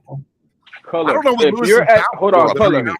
If you're at the 10-yard line and you have Tyreek Hill and Jalen Waddle, and you can't scheme them open for a short Yes, you pass. can. I want But everybody fired. yes, you can. The Everybody Yes, red you zone can has been scheme the them open. issue. Yes, Wake you can up. scheme them open. But when you got Derrick Henry, include Derrick Henry in that backfield, now you're talking about, oh, let's go have lunch. Lewis, look at the Yeah, comment. that 4.9 carries that we lost during the red zone, every other time that we got to the red zone, we could not do dick. That 4.9 was thrown out the window. Give me proof. How many times we get to the red zone to begin with? All right, Hold hold on, on. case in point. Hold Case in point. Hold When on. McDaniel decides for some reason that Where I'm you going at, to take the Homestead? ball. Hold on, Cap. When McDaniel decides for some odd reason that he's going to take the ball out of Tua's hands for 2 plays in a row, one of them being 4th and 2, you don't think Derrick Henry guarantees us that first down? No, because he didn't at Tennessee. Yes. Nope. He Whoever was says stuffed in the no is playoffs, hot. to Von Better Joe's than point, me. on 4th and 1. Doug Smith says singing, "Why can't we?" You had like Because that. again, why does he have? If Derrick Henry is so great and he doesn't need a passing game, why does he have a ring in Tennessee? Why does he have an AFC a Super Bowl? Why does he even have an Because AFC he had championship? an Somebody answer inferior this. quarterback. Okay. They are on one in the chat today, cuz I love it. Y'all not giving me this. Hey, let's go get Derrick Henry and everything is fixed. I Go was fix our off trenches. of Tannehill in year 2, bro. That's who you're talking to here. I know, and exactly. But again, fix my trenches. So everything. We don't need a premier back. Premier backs don't get it done. Where are all these premier backs with Super Bowl rings? It's a All right. passing league. All right. Let me bring in some sense to this conversation. We've been saying that I for agree, 15 Von years. Joe. I've been trying to say that a long time. Let me bring in some common sense to this conversation. Lewis, I wasn't Hey, talking he got about the bucket hat. Cypress Hill bucket hat. Hey, shush, Cap. Damn. So you made me cuss. Look, man. I wasn't talking about you having common sense. I was talking about the guy you're riding in the truck with probably does, not you per se. That's Cap. That's Cap. Before Lewis, hater. I'm gonna take Lewis off. Like I'm gonna hear Lewis offline because I gotta run, Stephen D. Hey, Color, I love you, man. Be good, bro. I love everybody. Appreciate you having Color, me. take care. Fins up. Color. All right, Color. Go ahead, Lewis. The floor is yours. Bon Joe basically was speaking my language. What are we talking about? No, what are you doing? No. Why are we talking about running backs? This is ridiculous. Hey, everybody has told me that this draft is littered with running backs, that it's a running back heavy draft. There are multiple running backs that can get the job done. Why would I trade? I think Raster or Roster, he made a great point. Raster. All right, everybody say it one time. Raster. Raster. Is that like race? Is that we're like going to win this race. Speed racer. So it's like speed. Why would I? Okay. Why would I? Speed racer, but with a T. Got you. Why would I trade for a 29-year-old running back that is looking? Why would I trade for a 29-year-old running back that has, to his point, the last 2-3 years has been ran into the ground by Tennessee? He has been their only weapon. Why would I trade for that and give him a new deal? Why would I trade for Dalvin Cook and give him a new deal when I can go get a young, fresh running back in the draft, under control at a cheaper price for the next 4 years? Why would I do this? Like, it doesn't make sense. Hey, Doug Smith. Doug Smith said Vrabel is a great defensive coach, but not a good offensive coach. And because he had Henry, it covered up his flaws in coaching on offense in the NFL. Is that a fair assessment about Vrabel, guys? Do you agree with Doug there? No, I don't buy that. I'm not going to argue that. Buy that. Steven, can I make wait, hold on. Time out. Was he called? No, you can't see that. Hold on. Let Mr. Negative go. Go ahead, Mr. Negative. Well, guys, I think when you look at Derrick Henry, right, you look at the West Coast offense. I mean, I remember watching the 49ers back in the day with Montana. Roger Craig. They had Roger Craig, okay? And Roger Craig could catch the ball, and he could also run it, right? He was more of a pass catcher than a runner, if you remember. That's what he's known for. Derrick Henry caught the ball more than he ever has last year, but I don't look at him as a pass catcher, and that's what this offense needs. Thank you, Mr. Negative. The Big O said the same thing, and Big O doesn't want to have a running back, but he said the same exact thing. Yeah, when you look at the Big O trash, right? I can see why they're interested in Dalvin Cook more than Derrick Henry. I think because Dalvin Cook, is more of a pass catcher than he's both, right? He's a dual threat. Derrick Henry's a bruiser. He's that inside the tackle kind of guy. Go ahead, Jason. He's not going to run the edge. I don't think as much as he's going to go inside, right? I love either guy, but I don't think Derrick Henry really fits what we're trying to do on offense. I agree with Von Joe in that build up the trenches. I just don't think that Greer is going to allocate anything more to that. Maybe the draft, but I think he wants to see what's going to happen with Eichenberg and what's going to happen with Jackson. He's hell bent on having those guys pan out, right? He's not going to go into free agency and spend more money. He already did that with Armstead. He did it with Connor Williams. So now he's going to focus his remaining assets on development. The tight end position. He's going to go to the tight end position, and I think he'll get a running back in the draft. I wish it was Bijan Robinson. I'm a big fan, but I don't think he's going to go up that high to get him. Be too expensive.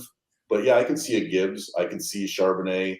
Hey, hold on real quick, ladies and gentlemen. Rashad did it. Rashad did it for all of us. Cap, you're gone for 10 minutes, bro. He said, let me do a favor. Cap, come and join the chat, bro. You need a break. Love you, Cap. Just to finish up what I was saying. What are we arguing about this morning now? I think McDaniel, he's not – Derrick Henry's not more his kind of style. I didn't watch a lot of Gibbs, but maybe you guys could shed some light on this. I mean, Gibbs. I want Jason to go ahead. Jason, go ahead. You wanted to elaborate on what Mr. Negative was saying.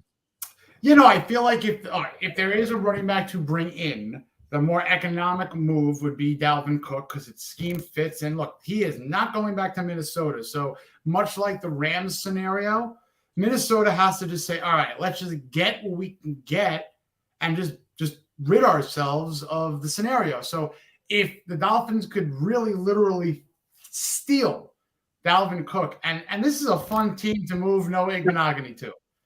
You send Noah Igbenogany and another future pick for Dalvin Cook, and you know what? Statue Chris Greer. That I'll take, but they are not drafting a running back 51st. I'm sorry, folks. No, Igbenogany has no value. He has no Thank you. value. That part.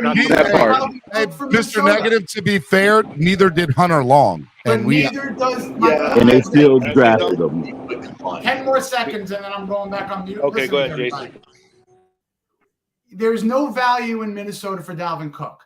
Sorry, Noah, there's no value many places for you. So might as well just grass is greener on the other side. I would think That's a good deal. I would think Real quick, it's going to happen. It would have already happened. If all it took was a draft pick. It can't happen yet because it's going to be draft day leverage. It's going to be real quick, guys. back We forget against the lower that draft day leverage the Dolphins are using against the Vikings. Vonjo, then Alexander. Vonjo, then Alexander. we forgot that Vikings don't have no interest in our trash. In a draft pick. Guys, respect the panel, please. Jeez. Children. Okay, so it's like, for example, Eichenberg is shaky. We keep forgetting that Austin Jackson, we didn't pick up on his fifth-year option. So if he does pan out, we're either going to pay him or ship him out. So we are going to need to fortify our O-line because we are going to need, when Jackson ships out, we need somebody to put in his place. And I am not playing this rookie game about 3 in his years place. to develop a lineman. Okay, that's why we need to draft one this draft and fortify the O-line. We're trying to win. I'm not drafting an offensive lineman at Alex, 51. Before I let Alex go, I just want to rebuttal to Vonjo. I'm sorry, Alex. Just give me 1 second. Yeah, Vonjo, what gives you and I'm just trying to play devil's advocate here because we all know I am a big Greer fan. Okay. But what makes you think that the Dolphins are even going to hit with the right pick on the O-line? Oh, not one bit. I have Exactly. zero. Listen, Chris Exactly. Greer, when it comes No, to they're drafting not. O-lines, Chris Greer is a judge. That's why you But pick a still, linebacker it's something running that back. still needs to be done. You Even a take a broken clock is lineman. right twice a day. You take an That's what I'm offensive hoping lineman for. And by with the the way, last that's pick what I in the draft. I'm appreciated okay with this that. morning from Doug Smith when he said Rashad, let me finish. the law Again, of averages. even a broken hey, clock. they got to Exactly, hit a broken eventually. clock. Exactly. So Chris Greer, when it comes to drafting O-linemen, a complete judge. Okay. Yeah, So I I have mean, no faith. he hit already. But He again, hit with I Hunt. have to hope. I have to hope that again that clock strikes 12 eventually. Eventually, it has He to, struck right? with he struck Hold on, strike before 12 with I Robert let Hunt. Alex go, this is from Karen from the Miami Sports Music HR department. Steven, speaking of panelists, we're also concerned about Alex's shirt. If we could shut down his camera, please. The company doesn't feel peddling bad cell phone providers to fans is wise. They are not a sponsor. T-Mobile is definitely not a sponsor. What's up, man? Well, there goes a sponsorship opportunity in the future. I know. There goes T-Mobile, guys. exactly. Thank you, Karen. Exactly. T-Mobile is gone. Yeah, I think I think they're gonna trade down and trade out of the second round to get more picks. I think that's exactly where Greer is gonna go with this. But Dalvin Cook's not coming to Miami. He won't. They're not gonna trade for a running back. And I don't even think they're gonna even draft a running back in the high rounds. I mean, I would like to, but I don't think it's gonna happen because Raheem Mostert and Jeff Wilson, those two backs have guaranteed money. So and Greer gave them guaranteed money when he re-signed them. So that's why I don't think that they're not going to trade for Henry or a big time running back. And they may draft him. Yeah, but that money is peanuts. But there's no room. There's no room at all to get in the running back room. You got four backs that you signed: Gaskin, Achman, Mostert, and Wilson. They'll draft one. If They draft one, can't let all these running backs slide. Dade, real quick. I just got a separate thing. This is off topic for Dade. Dade, you there? I need you to get on camera real quick, Dade. Real quick. Dade, Yeah, well, I'm working with y'all. 24 hours. Show us that forehead. So yeah, we got to get a shot at the forehead. Bro, don't worry, Louis. Hey, Louis, I'm coming with a bucket of water, and I'm going to expose all your gray hairs. I'm telling you that now. Dade, What's up, bro? Dang, look at that forehead. Anyways, my wife just texted me. Has a huge forehead. My wife just texted me and said that I'm no longer allowed to tell people to stay black. I'm not allowed to do it no more. My wife just texted me. I can't say that's what you get. So from here on out, when I want to say it, I'm gonna go, "Hey, Dave," and you go. I'm pointing to you, I don't Dave. mess with you, Steve. I don't mess with you, Steve. See, You be calling me. You over here with the 6'9" crap? No. You say your thing. That's Cap. That's Cap. Dang, he just pulling your strings, dog. Like, what's up, Sarney? Anyways. Hey, Steven. Hey, Karen just put up another comment, bro. It says, Steven, management is hard at working securing sponsors for the show. T-Mobile isn't it. And we've also denied your request for Buffalo Bills to become a primary sponsor. Wow, Steven, Buffalo. Wow. Wow. Yeah, we all know the truth. Steven, a Buffalo fan. Yeah, we all thought that is a fact. Manalo says, I missed the Steven drinking shows. I got him to say it without even having to point at him. I will make y'all a deal. If y'all donate $100 right now, I will do a drinking show before the end of this month is up. But you got to donate $100 right now. You're on your own with that one. And I'll do a drinking show again by the end of this month. Bonjo passed out last time. Bonjo was not good for Bonjo. It was so bad. Bonjo was slumped last time, bro. Make I was in Detroit April 28th, and I am in. By the I will way, be in Hawaii. Cap for Life wants to tell you, I don't want to cuss, but he used an expletive and said "you" after it. You foot lover to you, Rashad. He was talking about you. He's mad at you. Sorry. Well, I'm mad at I warned you, Cap. I told you, bro. You was yelling, bro. All you had to do was stop yelling. He's like, all you had to do is stop you yelling. don't see him in the back room right now, but he's like literally flipping all of us off and has this mean face. Yeah. Manalo says, He's Steven, supposed to be in the back room relaxing. That's what he's supposed to be doing. He's supposed to be in the back room relaxing. That's what happens. That was the point of you for you to relax. Take a breather. You need to make an arrangement to pick up your kids. Yeah, man. Samaj says he's got $10 on it. He's got $10 on it. We got 90 left. Let's go. You put $100 up for the show. I'll make a drinking show by the end of this month. My wife won't be happy about it, but she already said I can't say Dade County. Stay black. What's up, little man? Anymore. What's up, little guys? What up, man? Hey, Look at my but nose. Steven, why you don't just tell her that's what you identify as? I don't know if my wife will allow me to. She, I have that. Wait, your wife won't allow you to identify? Hey, look, okay? You're not getting me in trouble, okay? You know what? Let me stay out That's of this. not going to happen. Yeah, let me go ahead and change the topic. I gotta sign these kids out. I think my wife is preventing me from getting canceled. I'm pretty sure that's what she's doing. Bro, Lewis, not let these guys get you in trouble with your wife. huh? I said, bro, don't let these guys get you in trouble with your wife. I know, man. I know. Steven should already be in trouble. He's not wearing his Josh Allen jersey right now. All these people just want to see the world burn. That's what it is. They just want to see the world burn. Steven, have you not looked at the world today? It should burn. It should burn. What's up, Lewis?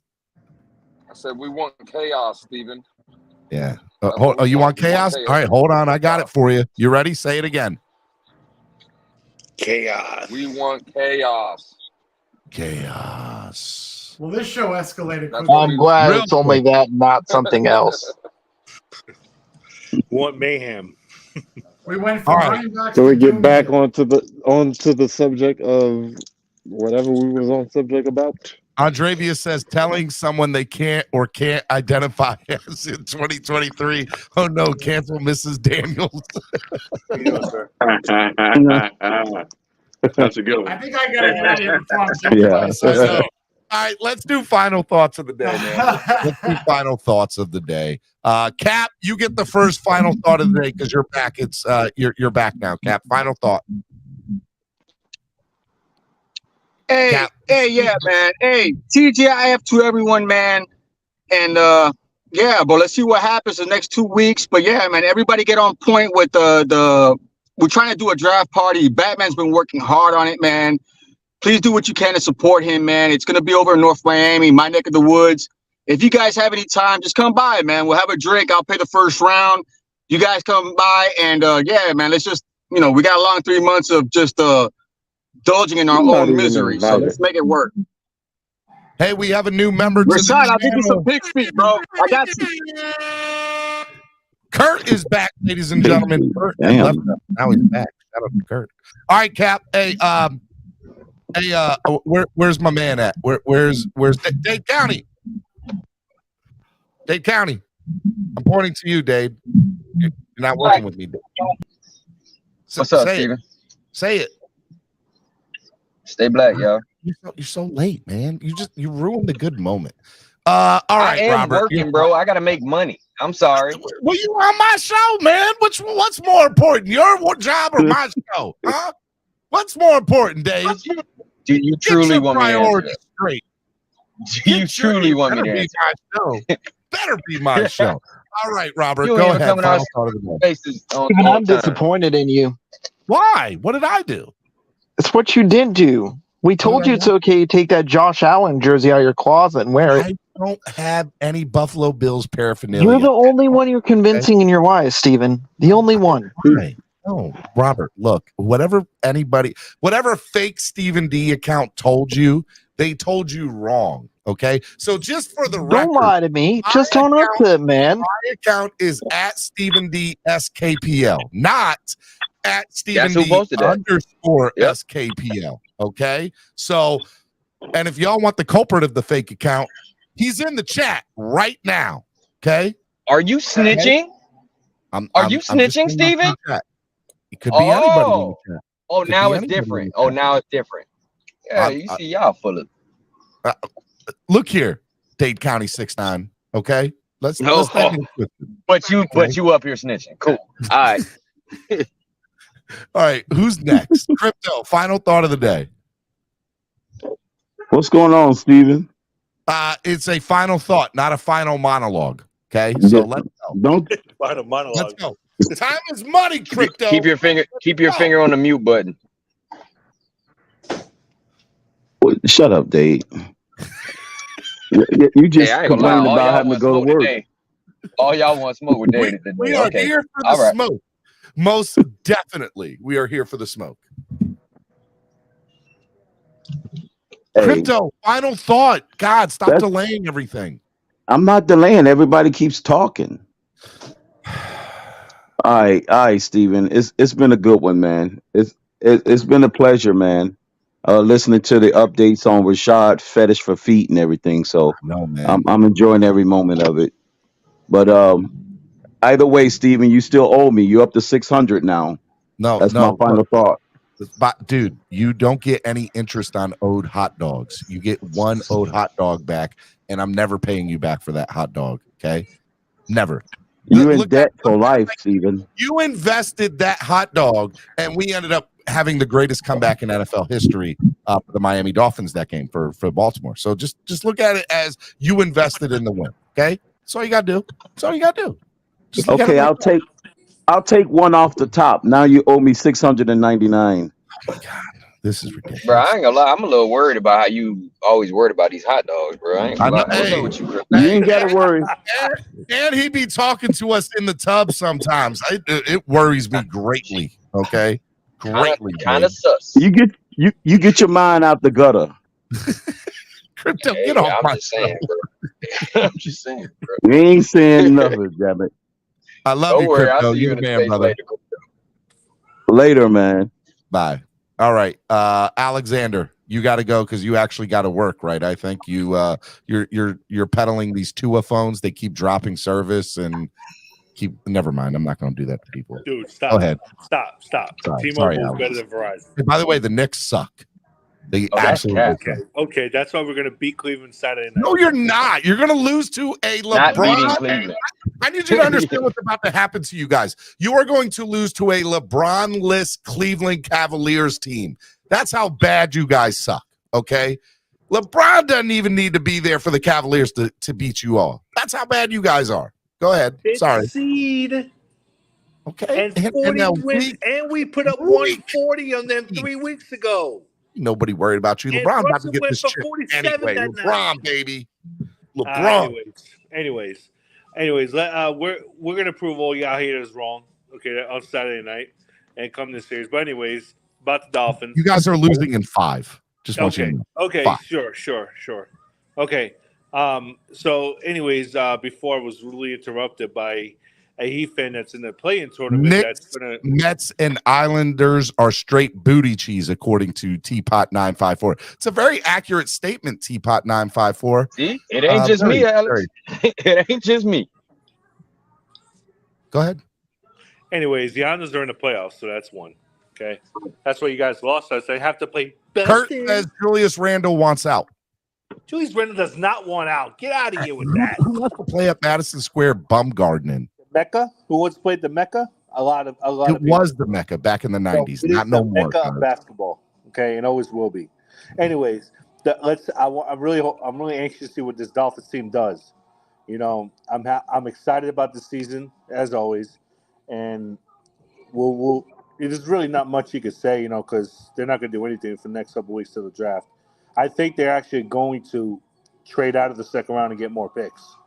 I don't see them picking in the second round at all, but we'll see. But we'll see what happens later on. To be honest, your theory is interesting one, and it's one that I'm actually considering more and more as we get closer to each draft. Because if they can get to what Jason Sarney and Doug Smith said this morning, 2/3 and 2/4. I mean, I think you consider it. So, you know, definitely. All right, brother, I got to let you go, man. Let me get these people off. Good night, guys. Take care. Love you, brother. No, I got you off before you could finish that statement. Thank you. Reista. Thank you, sir. Thank you, sir. My daughter got accepted to USF, University of South Florida. So I'm very happy about that. She got accepted? Huh? Oh, yeah, she got a scholarship. Yeah, she got a 5.2 GPA, right? 4.0 cumulative unweighted. Man, look at you. This is my baby right here. She made National Honor Society honor roll. Yeah, all that good stuff. Is that right, parents? So I just want to thank you guys. Thank you so much. I want to thank you guys for bringing me on today. I love watching you guys work. You're awesome. I do want to say this, and I'm finished with it. I'm not on the Derrick Henry or Dalvin Cook bandwagon, even though I actually wanted both running backs from the draft at the point, and we never got them. We had opportunities, but we didn't draft them. But I don't want them at this point. I want my man, and you mentioned him already, Zach Charbonnet. Hey, y'all have a great weekend, brothers. Love you, man. Fins up. Hey, real quick, man. I don't know if you're this is just a good plug because you're not a member already, and you don't have to be. But if you want to be, or anybody who wants to be one, you can sign up to become a member in the channel and become part of the family. All right, man. You're the man, brother. I love you. Thank you for coming on. I hope to see you more often up here, man. Yeah, yes, sir, man. Have a good one, brother. Yep. Great stuff, Ray. Have a good weekend. All right, man. Let's go to Mr. Negative. Final thought of the day, Mr. Negative. Yeah, guys. I don't know. I just have a feeling that something big's on the horizon. You know, whether it's trading out of the round 2 or whether it's trading up or trading a player. I don't know. I just have a feeling that Greer, you know, has got something on the back burner. He loves to trade. He's done the most trades of any GM in the last like 3 or 4 years. That's what he likes to do. It's where he's kind of had his success, in my opinion. The draft has been okay, but not you know like a home run or anything like that. But yeah, no, I just see something big on the horizon. And guys aren't going to like this, but I have a feeling that they're not going to be able to come to terms with Christian Wilkins. I just think the money's going to be too far apart, especially with the recent signings of Simmons and Payne from Washington. I think they'd love to re-sign him, but again, you can only allocate so much money to a position, and we've already got a lot of money tied up on the defensive line. And I think that's where you could kind of see, you know, him trying to recoup draft capital is Christian Wilkins. It's just one way of getting it done. Not saying it's going to happen. I just have a feeling that something big is on the horizon, and that's one possibility. So we'll see. We'll see what happens. I'm excited.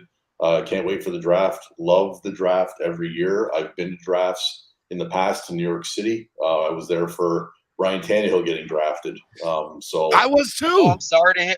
I'm sorry to hear that. Dude, real quick. I know we don't have a lot of time. Real unfortunate. That's terrible.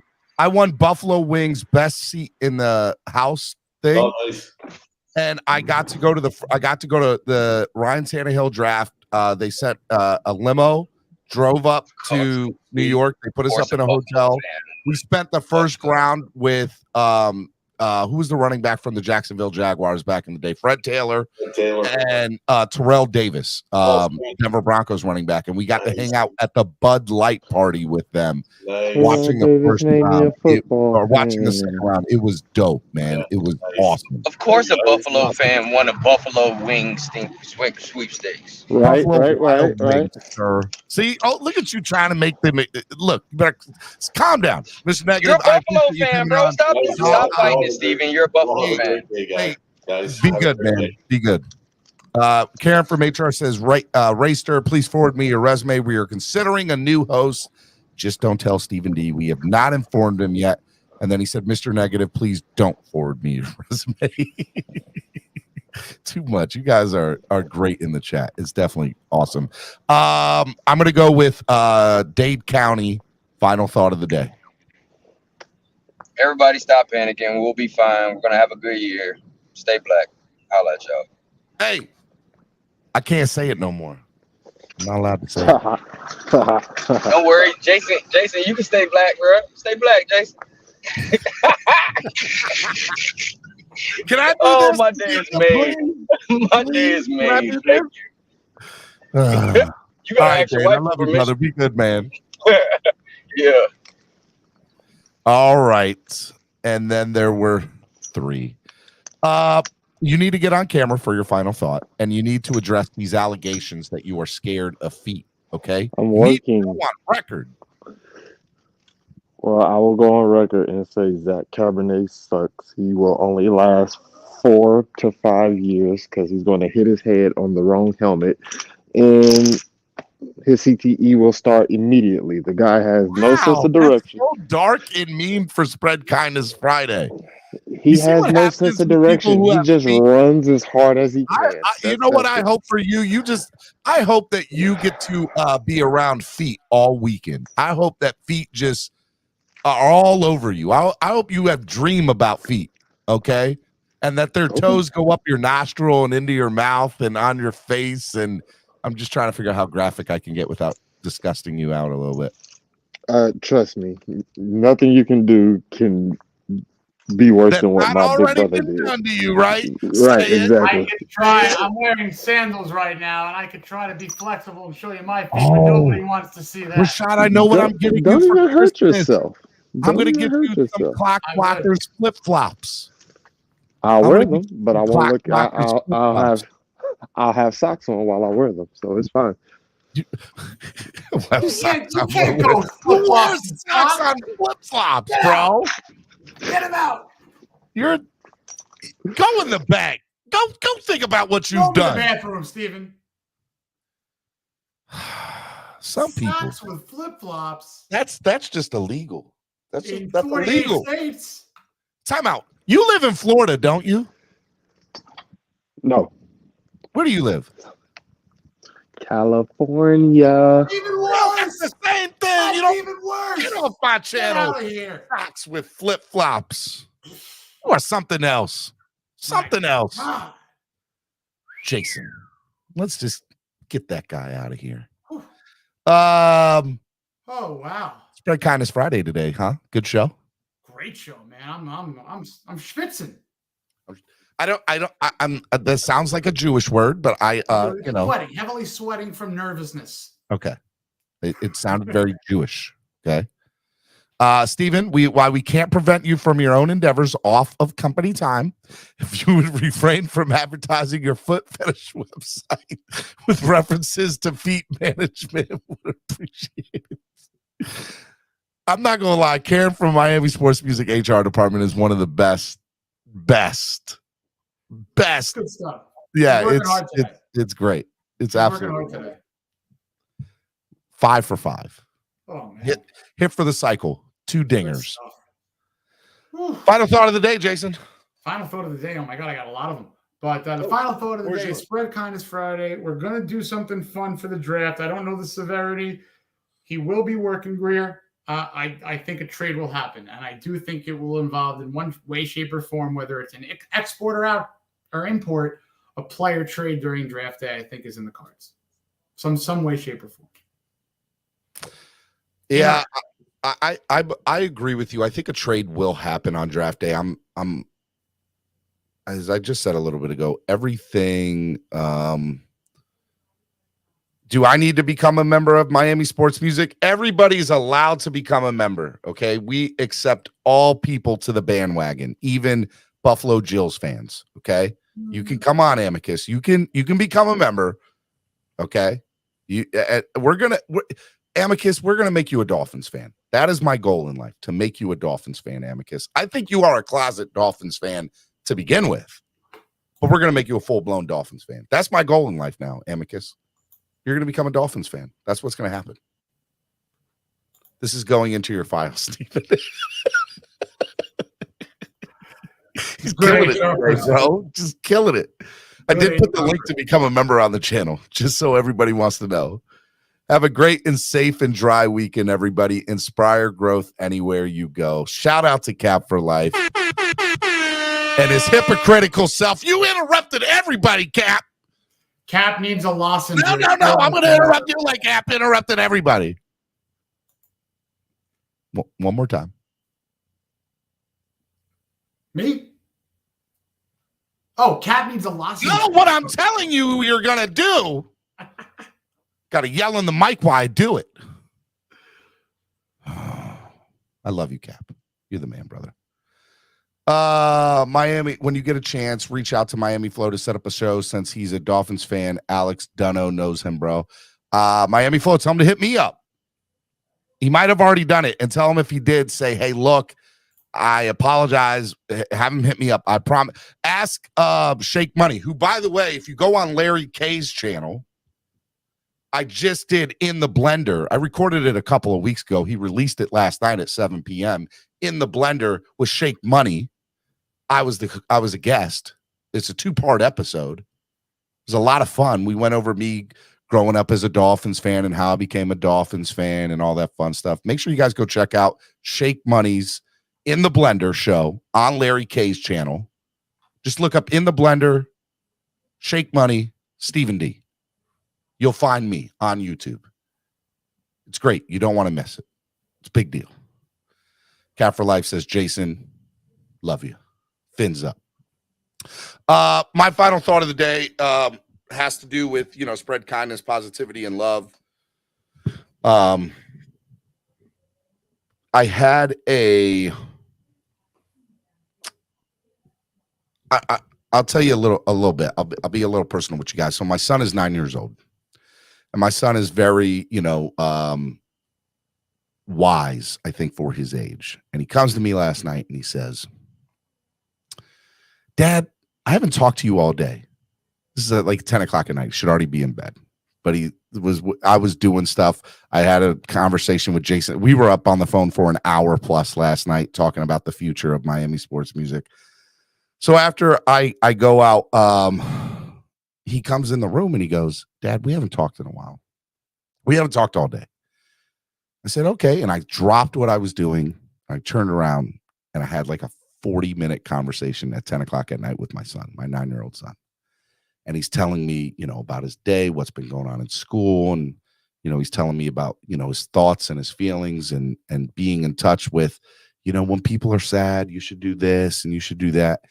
And I just thought for a 9-year-old, he was so smart and wise for his age. It was just so powerful to see a 9-year-old kind of have that thought and just kind of converse with me with that. And so what I want to do today is just kind of go to y'all and just say, look, I always give you, hey, reach out to somebody you haven't talked to in a while. Today, I want to tell you, talk to somebody in your house, in your own house, under your own roof. Have a real conversation with them, your child, your mom or dad, cousin, family, whoever lives under your roof. If you live by yourself, somebody that you're really close to, okay, that you converse with all the time. Have a real conversation with them. Because after the 40-minute conversation with my son, I kind of sat there and like, man, I'm not spending. He's like, Dad, I would like to have more of these conversations with you. I know you're busy, but I'd like to have more of these conversations with you. And I felt a little bad because I was like, man, I'm not having as many of these conversations as I should with my son. And I realized that I need to prioritize things better with the people that are right here under my house. That includes my beautiful wife, my daughter, my son. And so my spread kindness homework for you all this weekend is people that are under your roof, make it a priority to have a conversation with them. And, make it a good one. Not and drop what you're doing. Put your phone down. Turn off the TV. Focus. And I mean, that's what I did. I turned off my computer. I sat my phone down and I turned and I talked to him, and I just eye to eye had a real talk with my 9-year-old son, and it was great, man. It was great. Cat for Life says, amen. Talk to someone. You never know what tomorrow brings. You could be saving or helping someone who's lost. Amen. Yep. I agree, man. I 100% agree. And that's my final thought of the day. That's my spread kindness homework of the day, Jason, because on Friday, it's Spread Kindness Friday. And just as final flip side says, they'll be grown before you know it. Prioritize family first. I hear you, flip side. Hit the like button. If you can subscribe, it's free. Subscribing is free and hitting the like button is free. I talk a lot about donating, and don't get me wrong, that helps. And trust me, we need it, especially to keep this going on a daily basis. It's a big deal when you guys donate. But if you're not able to, I get it. The world's a crazy place.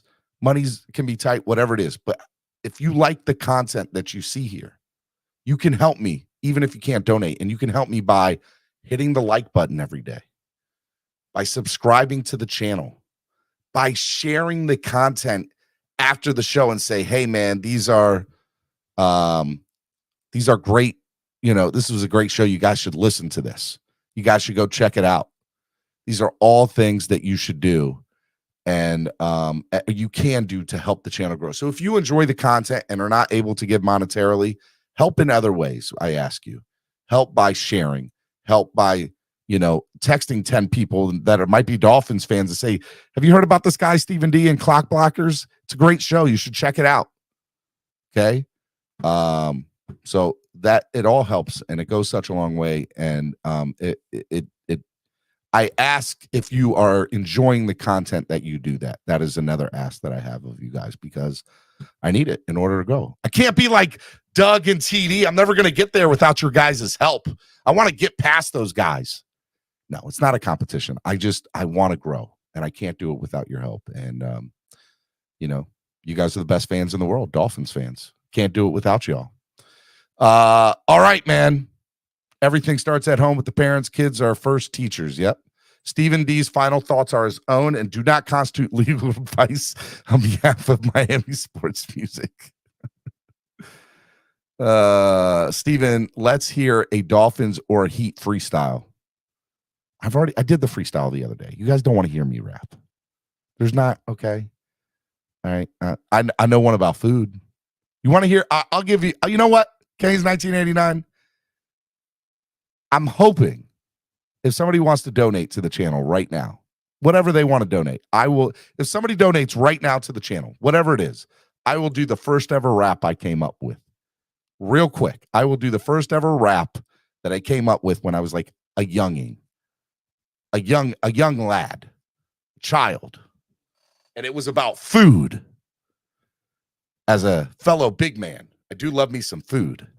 And I will give you the first rap I ever made, and it was about food. Somebody donates to the channel right now.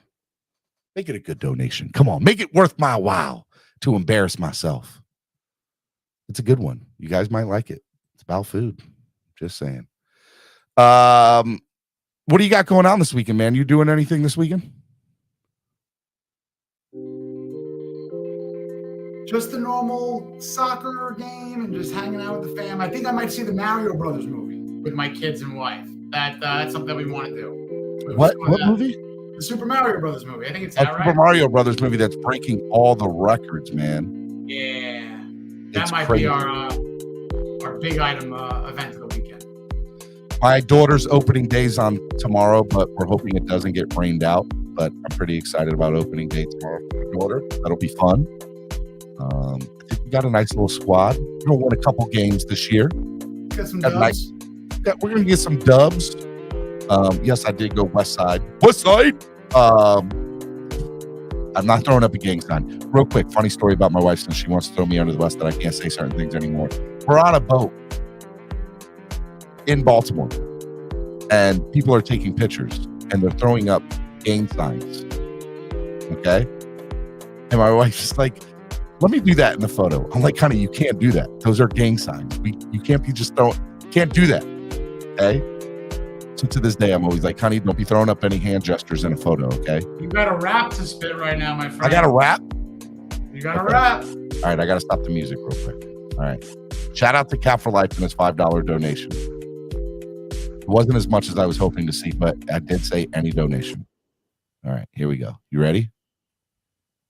I like chicken wings, macaroni and cheese. I like potato salad with some collard greens. I like French, ranch, Italian. I like all those kinds of dressings. First rap I ever made.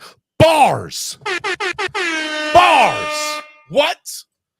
That's $1 million. If you could get right rhyming there. with balsamic, that's my dressing. So if you could work in another rap and verse with balsamic, I'd be very impressed. Let me tell you, man, I made that rap when I was like 7 years old. True story. And yeah, never, ever. Yeah, I hope I don't ever have to do that again. It was good. You rocked it out. I did something. I don't know if rocking out was the right word. Kane said it's fire. Fire, Steven. Bravo. Amicus is looking at me with the crazy eyes. Hold up now. Cap for Life said, let's go. I can't. Keep that. Oh, man. Drop it like it's a pudding pop. You put the pudding pop. I can't do that joke no more. Can't do that joke no more. Anyways. All right. I hope you all enjoyed the show today. Enjoy time with your family. Go back and listen to all the shows from this week. It was a lot of fun. I want to give a big shout out to Nando Talk for Tuesday, Hot Take Tuesday. Allie, aka Doll Freaky, hanging out with me on Wednesday and Wilding Out Wednesday. Thursday, I had Cameron Scott.